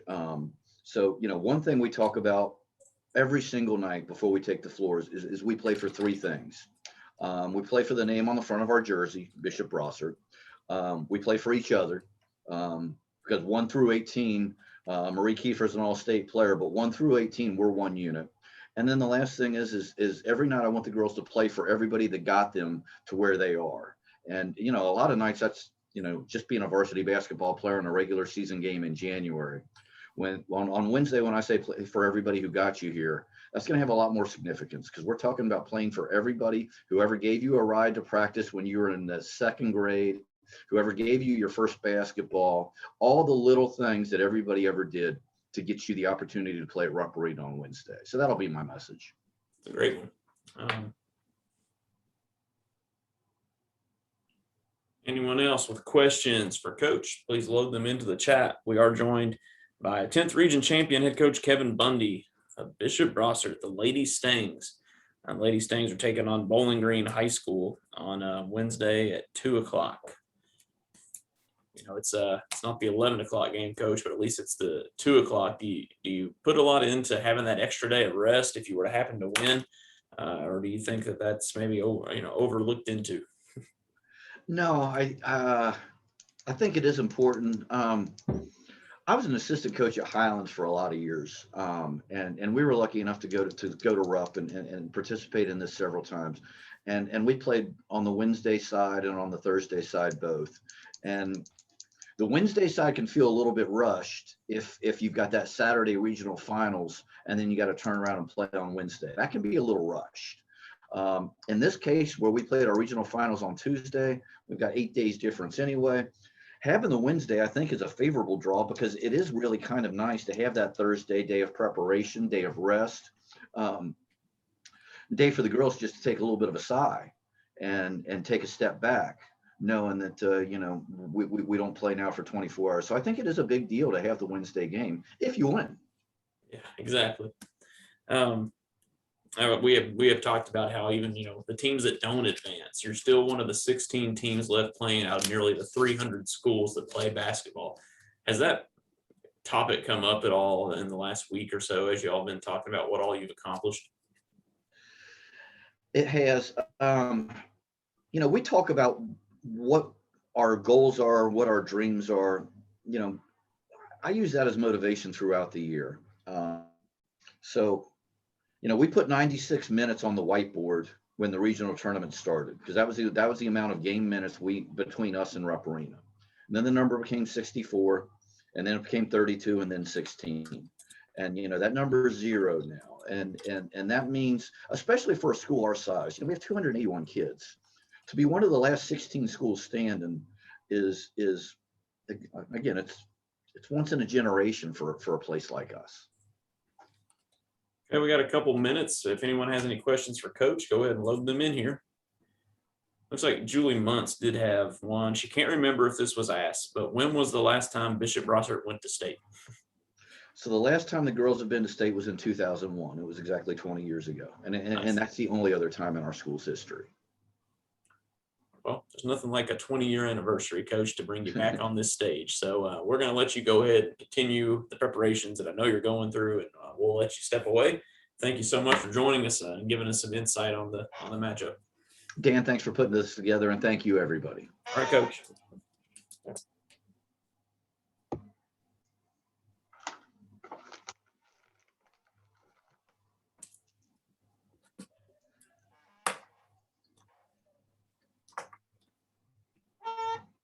Next up on our schedule is the head coach, Franklin County High School, Joey Thacker.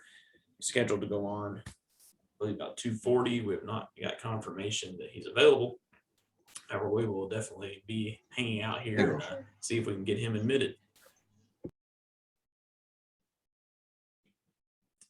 Step away for just a second, and we'll be right back, hopefully in a few moments, with Coach Joey Thacker of Franklin County.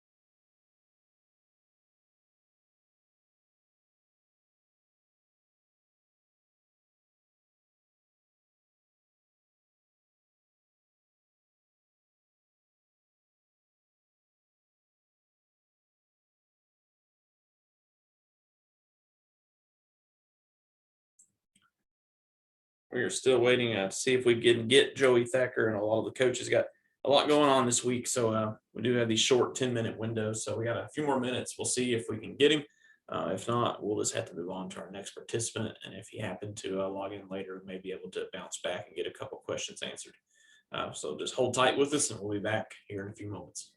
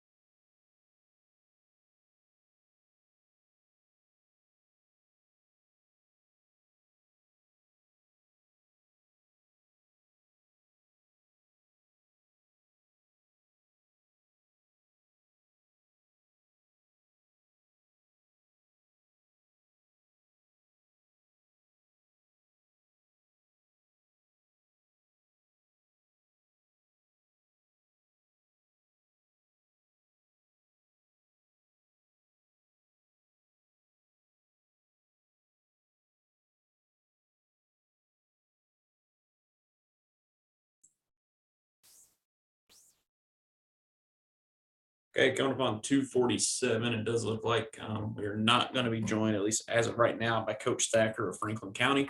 So due to that, we will just roll up the schedule a little bit and move on to our next participant. It's going to be Junior Molden, Southwestern head coach out of the 12th region. We'll go ahead and admit him now.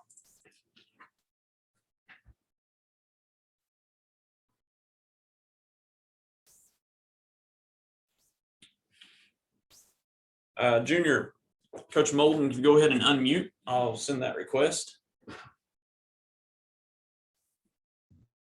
Okay, can you hear me? I can hear you. Awesome. Okay. Coach Molden, this is Dan White, KHSAA. We're doing this media opportunity to get our media across the state a chance to ask you a few questions and hear from you leading up to the tournament. This is Southwestern High School's head coach, and he's got Anderson County Wednesday, the last game of the opening day at 8 o'clock. Go ahead and give us your opening comments, Coach, on just how excited you are to make the Sweet 16. No, we're having a blast. We've had way too much time on our hands down here in Southern Kentucky. It's they've got us every day doing something. We're getting ready to go down and do a thing down at Burnside here in just a little bit. The mayor's giving us the key to the city, Burnside, and we're doing a little event down there. But a tall task in Anderson County. They've had a terrific year. Most of the year they've been odds-on favorites to make a run here in this Sweet 16, and for us to get them the first round is it's for us, we look forward to the challenge. We know how big of a challenge it is. They do a great job there with their team. We actually tried to play them earlier this year, and the weather just didn't work out for us. So we're hoping to make it a good game, give the fans something to watch. Probably had a chance to look at some of Anderson County with this longer delay. What have you seen in them, and what do you know about them, and how do you prepare for it? I actually got to go up and watch their semifinal regional game. They played Walton Verona, and I just wanted to I had some film on them. Obviously, we all got film on each other, but big thing is I want to get a feel for their true athleticism and their length, and they're impressive. Jenkins girl can flat play. The Smith girl can shoot it. Point guard does what she's supposed to. Well coached. I'm impressed with them. I actually text back and forth with their head coach a few times this year when we were trying to schedule games, and they're running a top-notch program there. Right. If you have any questions for Coach, go ahead and load them into the chat, and we'll relay them to him. Larry Vaught says, Coach, tell me what you like best about Alexa and what you think she does best. Alexa has had to change her game so much over the time she's been here at Southwestern. I took over the program last year, 2020 season, and I was actually taking over Coach Butcher's team. Is a little bit different. We had made a 2019 regional run and went all the way to the state championship game, lost to Ryle, and she was more of a facilitator, get everybody else involved, all that stuff. This year, midway through the season, I realized I've got a great point guard. I can make her even better if I put some other guards around her. And once I changed my starting lineup to a 4-guard lineup, her assists started to really go up, and she was still expected to score. That was the thing in the past. She wasn't expected to score as much. And in fact, Coach Butcher, when he was the head coach here, expected her, probably 7, 8 points a game and just facilitate. This year, I've asked, for her to get 8 assists a game and 15 plus points a game. She stays in the gym with me every night after practice and has worked on her 3-point shot. And so she is she's one of the other shooters. Her sister plays a little bit of point guard for me when I put her off the ball. She can flat shoot it. So I've asked her to score a lot more this year and still give it up. We want to run and gun, get out, and just use our 4 guards. We run something similar to the Villanova J. Wright offense, and it's paid off. We won 12 in a row since I went to that, and it's because, and I don't care who says it, I believe I got the best point guard in the state of Kentucky, and I will tell anybody I go against that. Right. Chris Leach with the Anderson News. He says Anderson County has been playing well defensively as of late. What impresses you most about their defense? Anderson County has been playing defense well all year. It's not just of late. They were really impressive early on with their press. Their 2-2-1 extended out. They get a lot of steals up front early on in the season. Finally, some teams started getting it where they could get across half court, and then their extended 2-3 was really nice. They do a really good job up front. They can switch players around.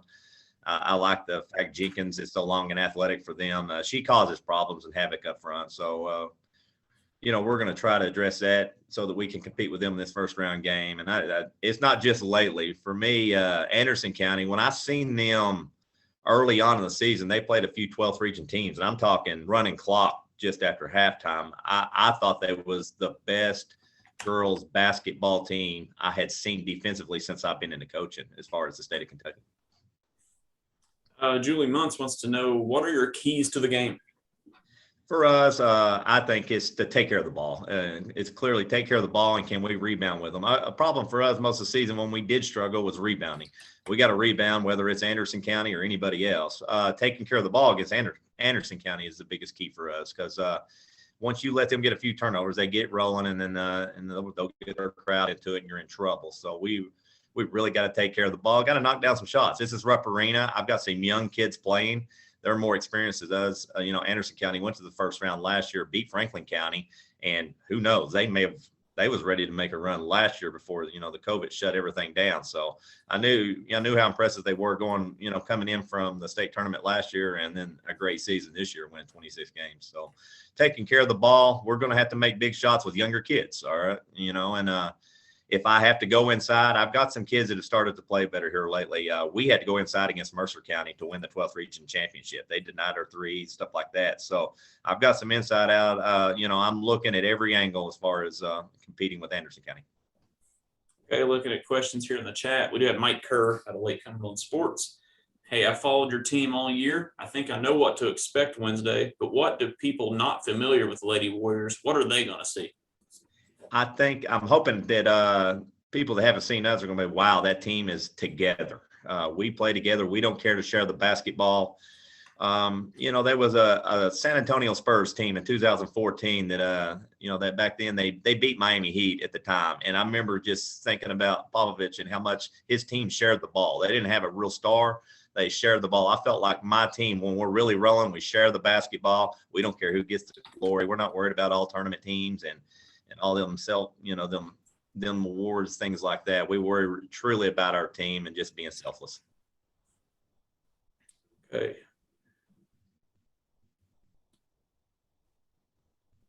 I love Mr. Kerr. Yeah, I got you. Chris Leach, Anderson News, wants to know, did you get a chance to go to Anderson County's region, any of their region games, and did you see anything there that you weren't expecting to see?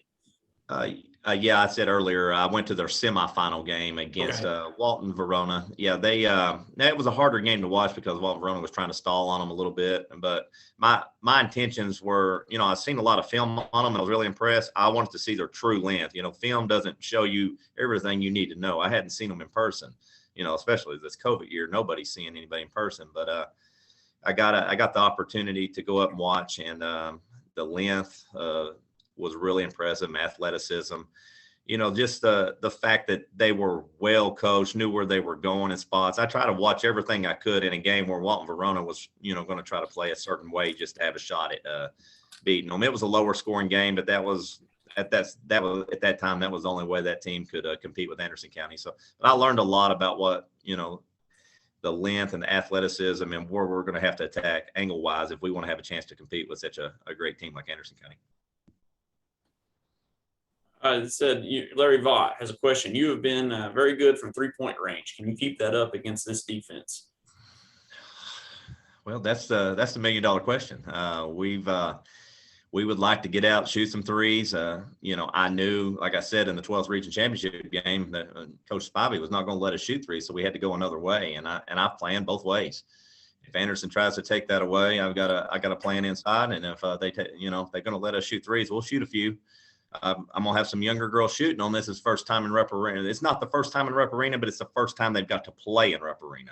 Yeah. These girls that are, my daughter's a freshman, shot it at a 45% clip from three most of the year, Kinsley Molden, but she's not shot a three in Rupp Arena. That's a little different. Aiden Smitty shot it over 40% most of the year, but she hasn't shot a three in Rupp Arena. So that's the thing. We're going to try to, get them butterflies out real early. And we don't care to shoot it, obviously. I was told we couldn't win the 12th region doing it that way. Guess what? We proved people wrong. We won the 12th region that way. And if that's the only way we can compete with Anderson County, we're going to throw up a lot of threes. Anything else for Coach? Throw it into the chat. We're monitoring here.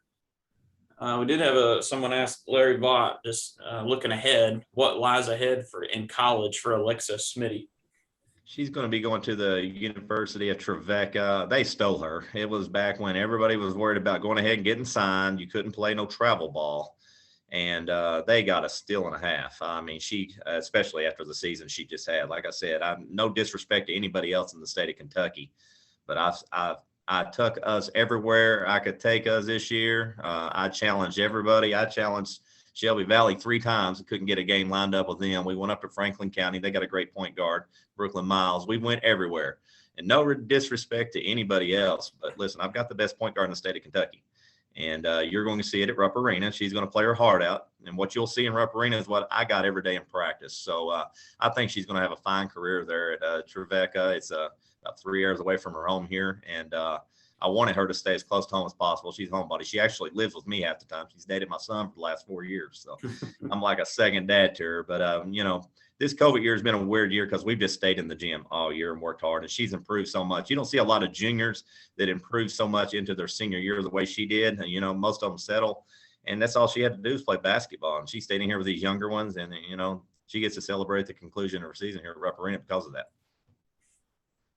All right, we got a time for anything else for Coach. Anything else in the chat? All right, Coach Molden, it looks like you did a great interview there and some good quotes for everybody. And we're just going to let you go ahead and get continuing to prepare for Rupp Arena. So I appreciate your all's time. Thank you all very much. Okay, thank you.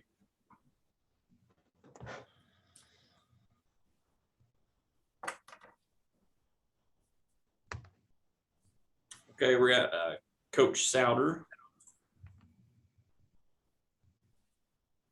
from Coach Souter from South Laurel coming into the room now. Be with you in just 1 second.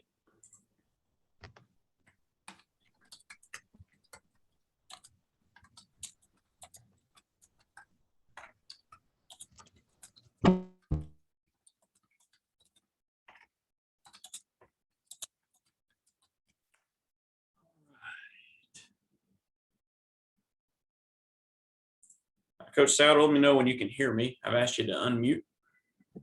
I can hear you. Awesome. Okay. Welcome. This is South Laurel Lady Cardinals head coach Chris Souter. He's got Knott County Central coming up Wednesday at 11 a.m. Taking off the very first game of the tournament.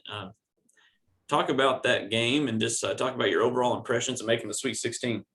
Well, first of all, we played Franklin.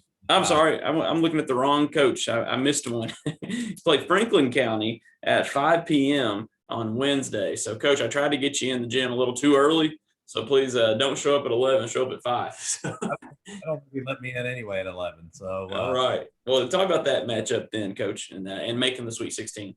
Well, making the Sweet 16, first of all, with this team, what our kids have kind of, with everything. Of course, every team went through COVID and those things, but we started the season 1-5. And so we were really struggling. And then every time I think we were getting it going, we'd kind of struggle again, sputter a little bit. And then right down the stretch, we just seemed to kind of click and pull it together. But every game was a dogfight. I mean, we were lucky to survive the first round of the district against Corbin, and the same in the district finals. And then region semifinals against Bell, we were fortunate to win. And then, so, I've been fortunate enough to win 7 regional championships, and this one was probably the sweetest just because of, most people kind of counted us out, early, and I'm not gonna lie, there's times I probably counted us out.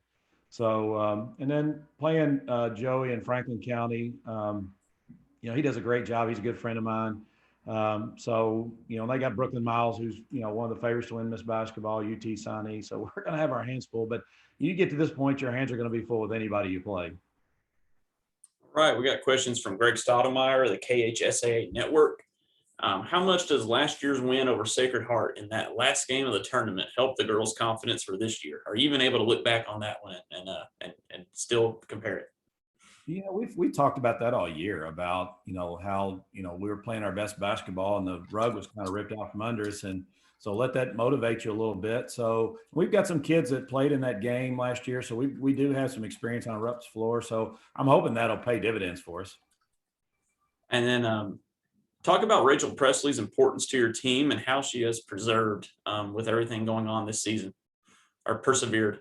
Right. Well, Rachel is, the cog of our team. We kind of run everything through Rachel. And, Rachel, a lot of people don't know, Rachel had a hard time. Her father passed away right before the season started of a heart attack. And it was very unexpected. I had just talked to her dad the day before, and he seemed in good spirits and was really excited about the season. And, I got that phone call early the next morning from her saying that he had passed away. And so she really had a hard time, getting going and getting over that, as anybody would, especially a teenager. And and her dad was her rock. I mean, he took her everywhere, all over, for AAUs. And so she really had a hard time. And I think she's just now, trying to figure out how to cope with it. It's not something you ever get over, but, so I'm real proud of Rachel of how she's persevered through all this, and such a nice kid. And, so I've told people before, as I've coached for a long time, and I'm as proud probably this young lady as I've been in any kid I've coached.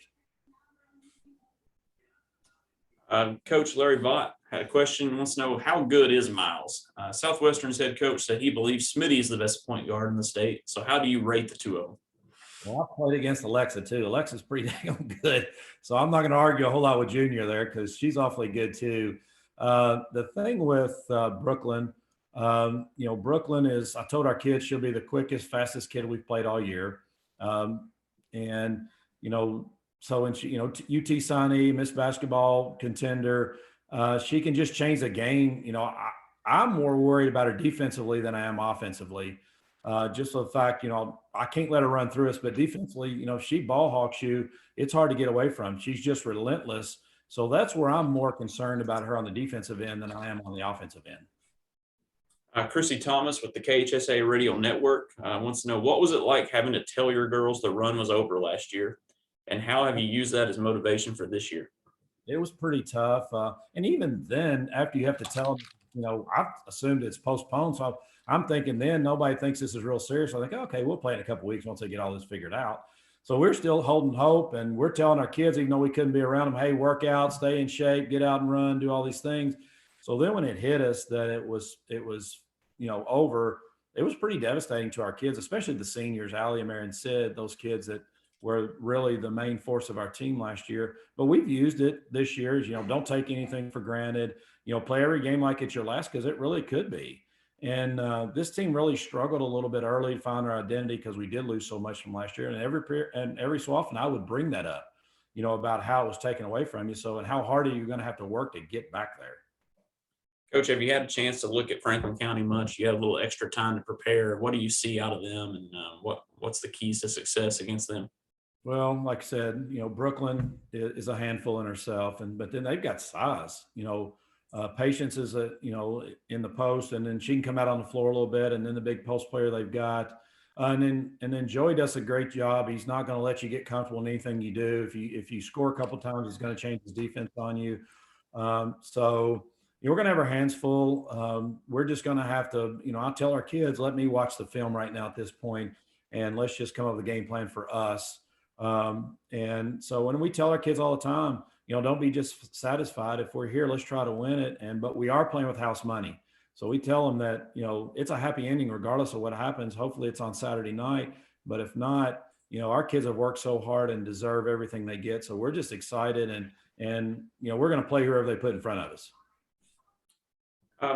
Larry Vaught also wants to know, how important will 3-point shooting be? I like to shoot a lot of threes, as most people know. Now, this team, we haven't shot as many in the region finals. We only shot 4. However, they're going to clog the paint up with those big post players. So we're going to have to be able to knock down 3-point shots, but I've got kids that can do it, and they're not afraid to shoot them. So yeah, it's going to play a factor in this game. And same thing on their end. We're probably a little bit better 3-point shooting team than they are. So we're going to have to force them to maybe knock some shots down, but doing that, you got to be able to rebound too. So the 3-point shot's going to play a big factor in this game, I think. Here with Chris Souter of South Laurel. He's taking on Franklin County in the 5 p.m. game on Wednesday. You start looking ahead, Coach, that bracket, obviously coaches and players don't want to ever look ahead, but then Anderson and Southwestern right below it's teams you're familiar with. It's a tough way the ping pong balls fell. When you look at the bracket of this tournament, how do you think it all shook out? There's so many good teams in it this year. I know how good Anderson is. I was talking to Clay the other day, Coach Birdwhistle, and of course I've played Southwestern, so I know how good Junior is. And then of course, I don't hear a lot of people saying a whole lot about Donna Moyer up there in Sacred Heart, and she's got so much experience, so I wouldn't count them out. And then in the lower bracket, you don't get to see the teams out in Western Kentucky, and Marshall County's only lost 2 games. But I think maybe the toughest matchup is going to be in the first round could be Bethlehem against Bullitt East. I've played Bullitt East, and Chris is one of my best friends in coaching, and he's got that big post player in there that can really is a difference maker. And so there's some great first round games, and so this could be one of the better state tournaments. I think it's just unfortunate that it's the way it's going to have to be attendance wise, which I get. I mean, that's just the way it is. But I think this could be one of the more entertaining state tournaments we've had in years. All right. I believe that does it for questions that we've gotten, Coach. Thanks so much for joining us, and we'll wish you congratulations and see you in a few days. All right. Thank you. I appreciate your time. Thank you so much.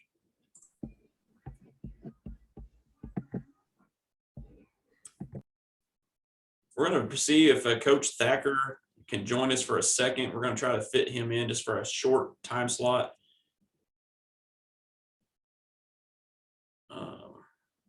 I'm going to see if he'll unmute. Coach Thacker, if you can unmute yourself, we'll see if we can hear you. How about now? Yeah. Okay. Sorry we had some confusion earlier. I think just to make sure we get you in here, we might bring you in just for a shorter segment so we can kind of keep on a little bit of a schedule. Okay. But it'd be great. Coach Thacker of Franklin County High School joins us now. He has got the South Laurel Cardinals on Wednesday at 5 o'clock. Coach Thacker, can you just give us your overall impressions on making the Sweet 16 and what your thoughts are on that matchup? Well, our kids have, just like everybody else's kids, have had to battle through a lot this year. I just think that, in the grand scheme of things, that we're probably playing better at the right time of the year than we have all year. We haven't really been healthy either, so we've got everybody back now. Our kids have really strived to get here and do the things we've asked them to do. We know we've got our hands full with South Laurel, and Chris and I are great friends, and we've coached against each other for forever. I feel like, that it's a matchup where both teams are playing their best basketball, and Rachel Presley's a big problem for us down low, and we've got to try to figure that out. And there's no question they're playing their best basketball. The job he's done with them in the last month has been exceptional. Describe Brooklyn Miles's game. Well, it's warp speed. She's really improved her shooting. The last couple of years, and which is something she had to do in order to be an elite point guard, in my opinion. I think, her ability to speed you up when she's on defense, and I really think that's probably what Tennessee is after by bringing her down there more than anything else is, the tempo that she plays at and can get others to play at sometimes is uncomfortable for the opposite team, and I think that helps us. So all that stuff factored in, I just think she's got a gear that I haven't seen in high school basketball, probably with the exception of Mikasa Robinson in a very long time.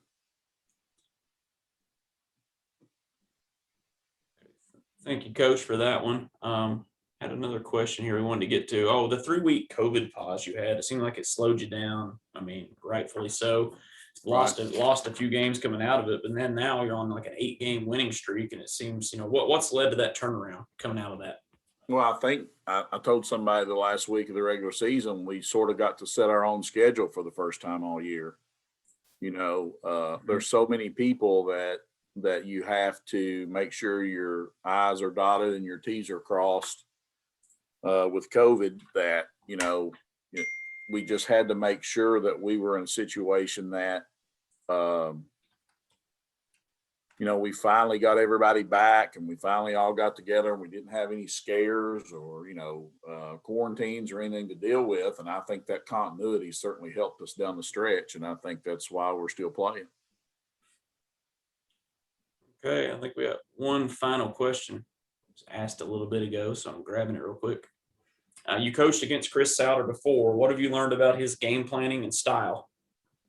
Well, he's still running some of the same stuff that he's always done. But I think this team's a little different. It's a younger team. It's a bigger team than he's had. They're pretty long, and it's more centered around post play than it is guard play. And he's done a really good job of playing, different defenses and mixing things up to help with that. And, what they've always done really, really well, and they're still doing, is playing well in transition. And, that's something we've got to make sure that we convert from offense to defense efficiently on Wednesday and not give up easy buckets in transition, because for years that's just been his MO. And, they try to beat you up and down the floor, basically.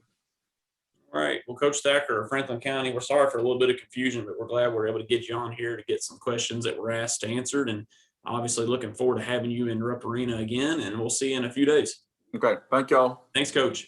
Uh-huh.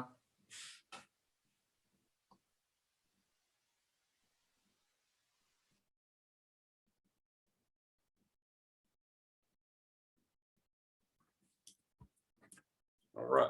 We're going to move on to admitting Jeff Honeycutt, head coach of Knott County Central Lady Patriots. He is on his way into the room.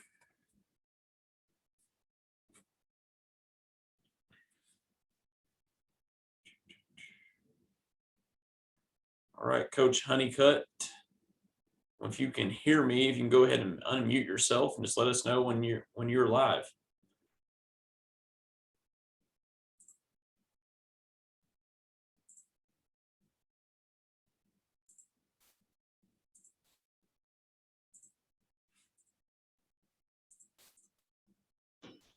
Can you hear me? Yeah, there we go. I'm sorry about that. Oh, you're fine. Yeah. We got Knott County Central, the 14th region champions, their head coach, Jeff Honeycutt. He will be taking on Donna Moore's Sacred Heart team in that very first game of the tournament on Wednesday at 11 a.m. Coach, go ahead and just give us your overall impressions on bringing your team to the Sweet 16. It's our fourth trip in 5 years. We're excited to be coming back. We've had a good run and hopefully coming down, and we're going to try to compete and have a good showing. Okay, it's the Sweet 16 Radio Network asking, what was the 4 overtime experience like in the regional final, especially knowing what was on the line? It was tiresome, stressful, but then a feeling of exhilaration after it was over and we won. It was fantastic being part of such a historical game in our region. You have a young team, a freshman and 2 sophomores in the top 7. How much of a concern is that? Not as much as it was, early on. We've all the girls that's been playing of those have already played in one state tournament. So hopefully that experience will help with some of the jitters Wednesday at 11. Okay. We got Jason Frakes on the line. Says, Coach, for those of us who haven't seen her play, can you describe Kiera Mullen's style and strengths? She is a slasher. She likes to get to the hole. She is we've played her out of position for the last 2 years. She's a 2 guard that plays the 4. And, she's leading our team in rebounding.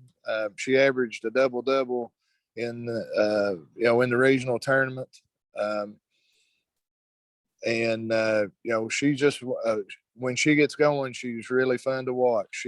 She can step out and hit the 3. She loves shooting in the corners. She's just a real talented girl. She signed with Asbury, so she's going to further her career there. Great. Julie Muntz has a question. What are your keys to the game in possibly beating Sacred Heart? We got to control tempo and take care of the basketball. Sacred Heart's a fine team. I've watched them on tape several times, and they really like to pressure you, get out on you, take advantage of their speed and their length. Very athletic team. So we're hoping to control tempo and take care of the basketball and give ourselves an opportunity to win in the end. Okay. Any other questions? Get them into the chat, please, for Coach, as we will be reading them from there and getting them to Coach. This is Jeff Honeycutt with the Knott County Central Lady Patriots, the 14th region champions. You're getting to be a regular at the state tournament, Coach, but does the community still find a way to keep making it fresh and rally around you all? It is. It's we're a small community. They've done exceptional with backing us in this run that we've had, and it seems like still get jitters thinking about going to rep and playing. I don't think that would ever get old. I think it's new with every experience that you have. We've got some different girls on the team that we had in the past three, so it's fun to see the excitement. It'll be fun to watch them and to see them walk into rep for maybe the first time on the floor. And it's I think all high school players dream of playing at rep, and it's a dream come true for them. And the community's behind us 100%. It's amazing. What will your message be? I know you got time to prepare it, and you may change from here to now. But what do you, in the back of your mind, when you think about getting this team to Rupp Arena, what will your message be to your girls before you head out? Just go down, enjoy the trip, take advantage of going, because a lot of teams never get that opportunity, and enjoy everything about it, and take time to really let it sink in, because we might not get back there again. Hopefully that's not true, but we want to make the most of what it is, and when we get there, compete. All the teams that's there have, is representing their regions, and they've played awful well here lately. And, and especially in such a time with the pandemic and everything, we kind of took things for granted. And, that's been our motto all year long. That's been our cry of, let's make sure we take advantage of every opportunity we have, because, a year ago, we never thought we'd be in this position. And it's just put everything in perspective, and we're just going to go out and compete and do the best we can, and hopefully represent the 14th region. Okay. Anybody else with questions for Coach? Just load it into the chat. We got time for one more.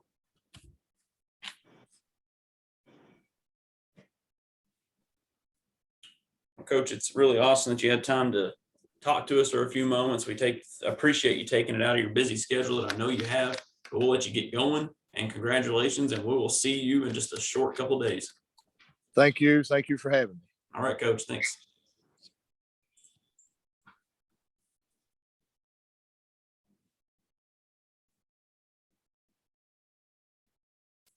Okay, we're now joined by 15th region champions, the Pikeville Lady Panthers, and their head coach, Christy Orem. She's coming on the line now. I believe we got Christy loaded up there. So now let's see if we can ask her to unmute. And can you hear me, Coach? I can. Okay, this is Dan White with the KHSAA, and we are so happy to have you join us and give the media a chance to get some pre-event questions and answers to you. Like we have with everybody, could you just open this up with an opening statement on how happy you are to bring your girls back to the Sweet 16, especially after getting to come last year and having the tournament cut short? Yes, I mean, we were lucky enough to get to play last year, so at least I'm not one of those teams that, is not did not get to play last year. And we're just so excited because, what, for me, this is a dream come true. For our kids, it's a dream come true. I mean, it's just for all of us, it's about what we started on April 1st of last year, of doing everything that we could to prepare and give ourselves a chance to get back. Okay, Coach. Greg Stoudemire with the KHSAA Radio Network says, you've won your tourney games by an average of almost 20 points per game. Is that dangerous, knowing Marshall County with the 4th best RPI poses a tough challenge? Thanks. Without a doubt. I mean, we know that Marshall County is really good. And from the film I've watched, they play great defense. They've got a lot of length and athleticism. And, you can talk about how we've beat our opponents, but you can also look at how they've beat theirs. And most teams are, I think they have one of the highest defensive points allowed in a game, and they're just they're a powerful team, and I feel like our defense is our strength as well. I was going to ask, when things are going well for Pikeville girls basketball, what's going well on the court? Is it the defense? Is that where everything starts? I think it all starts there for us. I mean, I'm just a defensive minded coach. Our girls will tell you I'm a defensive minded coach. And we know that for us to score a lot of times, we got to get defensive stops because we know how important that is to get our offense rolling. Great. If anyone else has questions for Coach, feel free to get them into the chat feature of Zoom. That's where we'll be getting them over to her as she prepares to participate in the tournament, taking on a Marshall County team. Coach, you got the Thursday game at 11 a.m. Mm-hmm. It's not quite the Wednesday game at 11 a.m. You got to wait a while, a little bit longer. But have you had a chance to look at Marshall County, and then what do you know about them, and then also what do you think about your time slot? Yes, sir. I mean, I've got to watch a lot of film in the last week. That's the beauty of getting to play second and having the boys tournament first. And I mean, like I say, they have a lot of length. They have a lot of experience. I mean, they're one of those teams that's coming back from winning it last year too. And I think, if you watch them offensively, they're loaded. They have a lot of kids that can score, and they know they are really good at defense. They change it up a lot. They'll play a 1-2-2, a 2-2-1, half court man, a half court 2-3. So for us, we've got to prepare for a lot of different defensive looks. And then,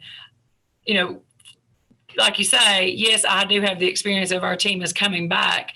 But I remind everybody all the time, I only have 10 high school players and 6 of them are freshmen. So you never know how they're going to react. And like you said, that 11 o'clock time slot, I just keep telling myself it's 10 o'clock at Marshall County, so it's a little bit earlier for them. Absolutely.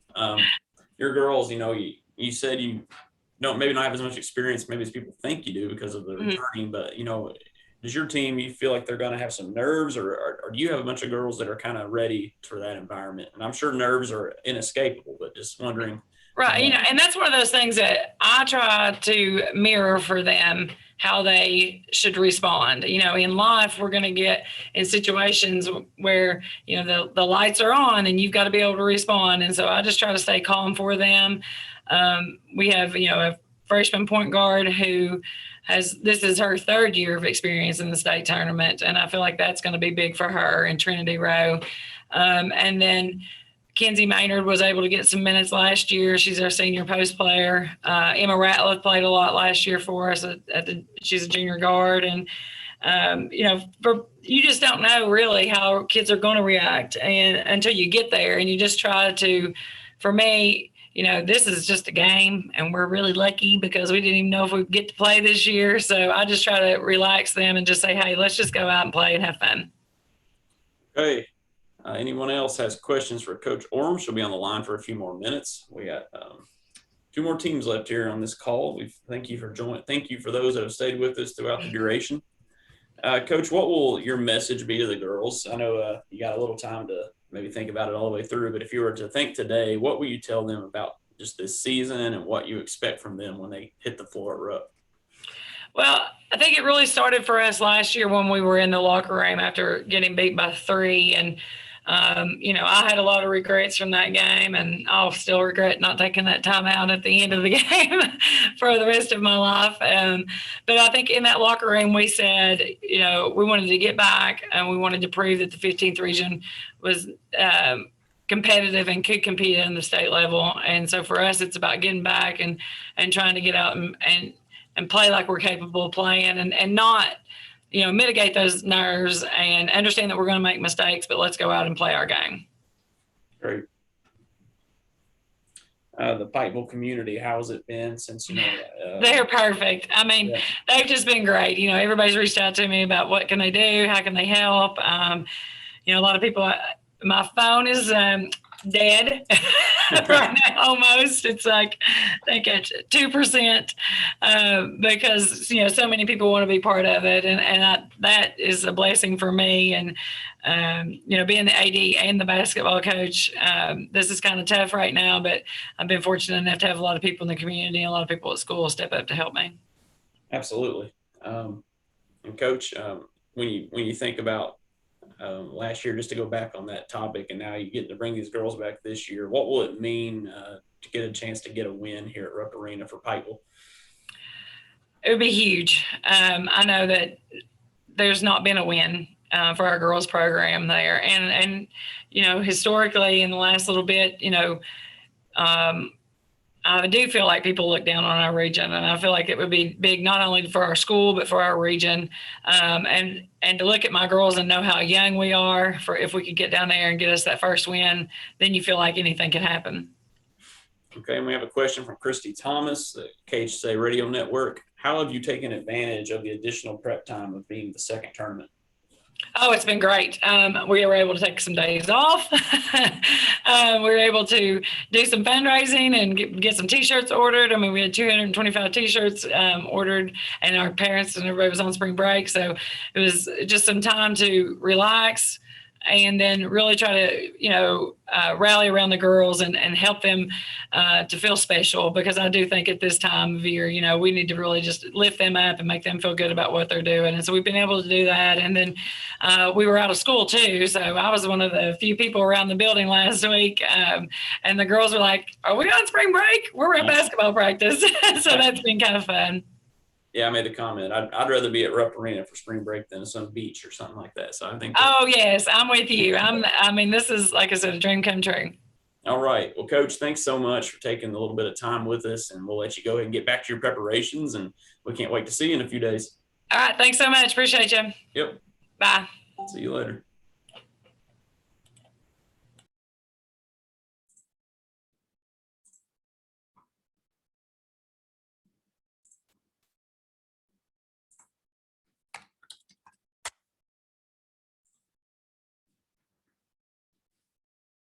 All right, Mandy Lane, head coach of the Russell Red Devils, is going to be our final participant on this call. Coach Lane, can you hear me? Yes, I can. Can you hear me? We can. Yeah, great. Thanks for taking the time out of your busy schedule here later in the afternoon to join us. We're going to go ahead and let you open up with an opening statement on how proud you are of this team and what your thoughts are on making it to the Sweet 16. Yeah, I'm super proud of my team. It's the second year that we've made it to the Sweet 16, and really hard all year. And we've had some COVID pauses, and last 4 weeks of the year, we finally got some continuity and flow. We were able to beat top 5 team in state in Boyd County to get here. So it's just a huge accomplishment.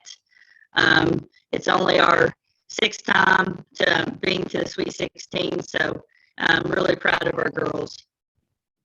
Right. We'll ask you the same question that we asked Christy at Pikeville. This is from our radio network. Have you taken advantage of the additional prep time with the girls playing second this year? Has that helped you feel more prepared for your game? Yes, absolutely. We've been able to watch a lot of film. We've been able to go over a lot of things that Dixie Heights does. We've made some adjustments on our offense also. So it has definitely helped us having the additional 5 to 6 days there. And how much have you had a chance to look at Dixie Heights? Did you get a chance to watch any film on them? And what are your impressions if you've had a chance? Yeah, we do have some familiarity with them. We played them last year, actually, in a Christmas tournament. I'm fortunate enough to win that game. I know it's 2 different teams now, but we know they have a really nice point guard and Lockard and a really nice Reinhardt. And Lawson is actually the leading scorer and have a really nice post. They shoot the ball really well. They share it really well amongst each other. They play a switching man-to-man. We're going to have to work towards, beating that, and I anticipate a really good game. Talk about the Russell community and how much getting back here to Rupp Arena has meant to them, and just the community support that you felt. It's been huge. With COVID, we haven't been able to have fundraisers, and they've helped us a huge amount of trying to raise funds to make sure that our girls have a wonderful experience, while we're down there. And, we also have had a lot of fans come to us, and, they've really rallied around our girls. They've really embraced our success in the girls basketball program, and have shown tons of love and support for us. What about somebody coming to Rupp Arena that's maybe not seen the Red Devils play? What's your style of play, and what should the people be looking for? I think people will be really impressed of our level of intensity. We also do a really nice job of switching defenses. I think we have one of the best zone defenses in the state of Kentucky. I also think that we advertise one of the best in the state of Kentucky. Shaylin Steele, freshman, is getting some Power 5 looks. I'm really excited for people to see her. But we also have a really nice supporting cast with Kelly Ross, Aubrey Hill, Jenna Atkins, and Bill Quinn. So I think people will really like watching our pace, love defense, and love how we play with our fast tempo. Got the 8 o'clock time slot on Thursday. It's, I guess if someone was able to choose which one they want, that might not be the most sought after slot. Do you look at it as a challenge that you're ready to take on? If you were to advance, it's the quick turnaround. It is a quick turnaround, but I mean, we're here, and we played actually quite a few games in quite a few days, back to back, unfortunately with COVID. So I think we're definitely prepared to be in that time slot.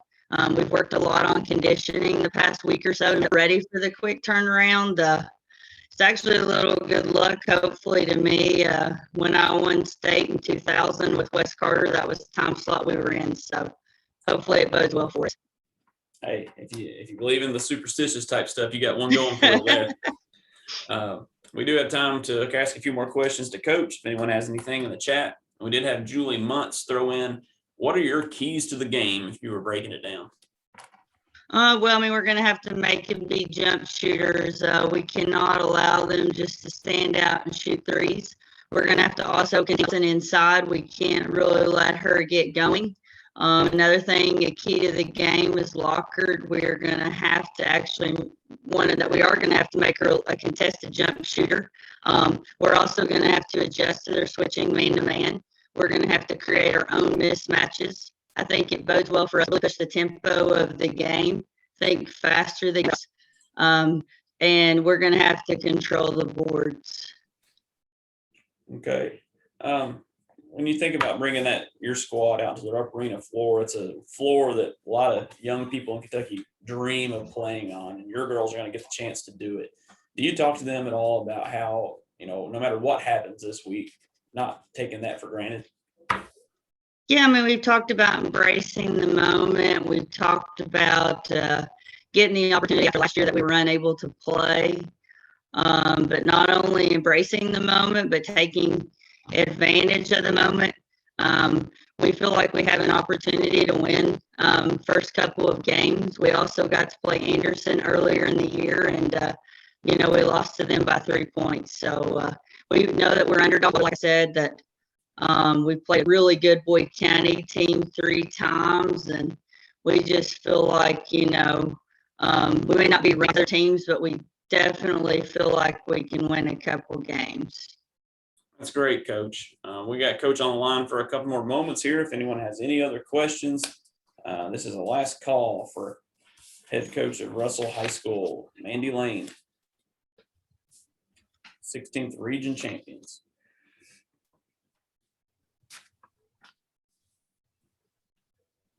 All right. Well, Coach Lane, it looks like that's wrapping us up for questions coming in, and we obviously got some great insight from you, and I think it'll give people a good look at what to expect this week. Thank you to all the teams, and especially you for bringing us to the very end here. It's the luck of the draw being the 16th region, I guess. So, but yeah, we absolutely appreciate it, Coach Lane. All right. Thank you very much. All right. So everybody's still on the line with us. After this wraps up, we'll get the video put on YouTube. If anyone wants to go back and needs to get anything, it'll be there very shortly. Looking forward to seeing everybody who is making their way to Rupp Arena in a couple days. Have a good one.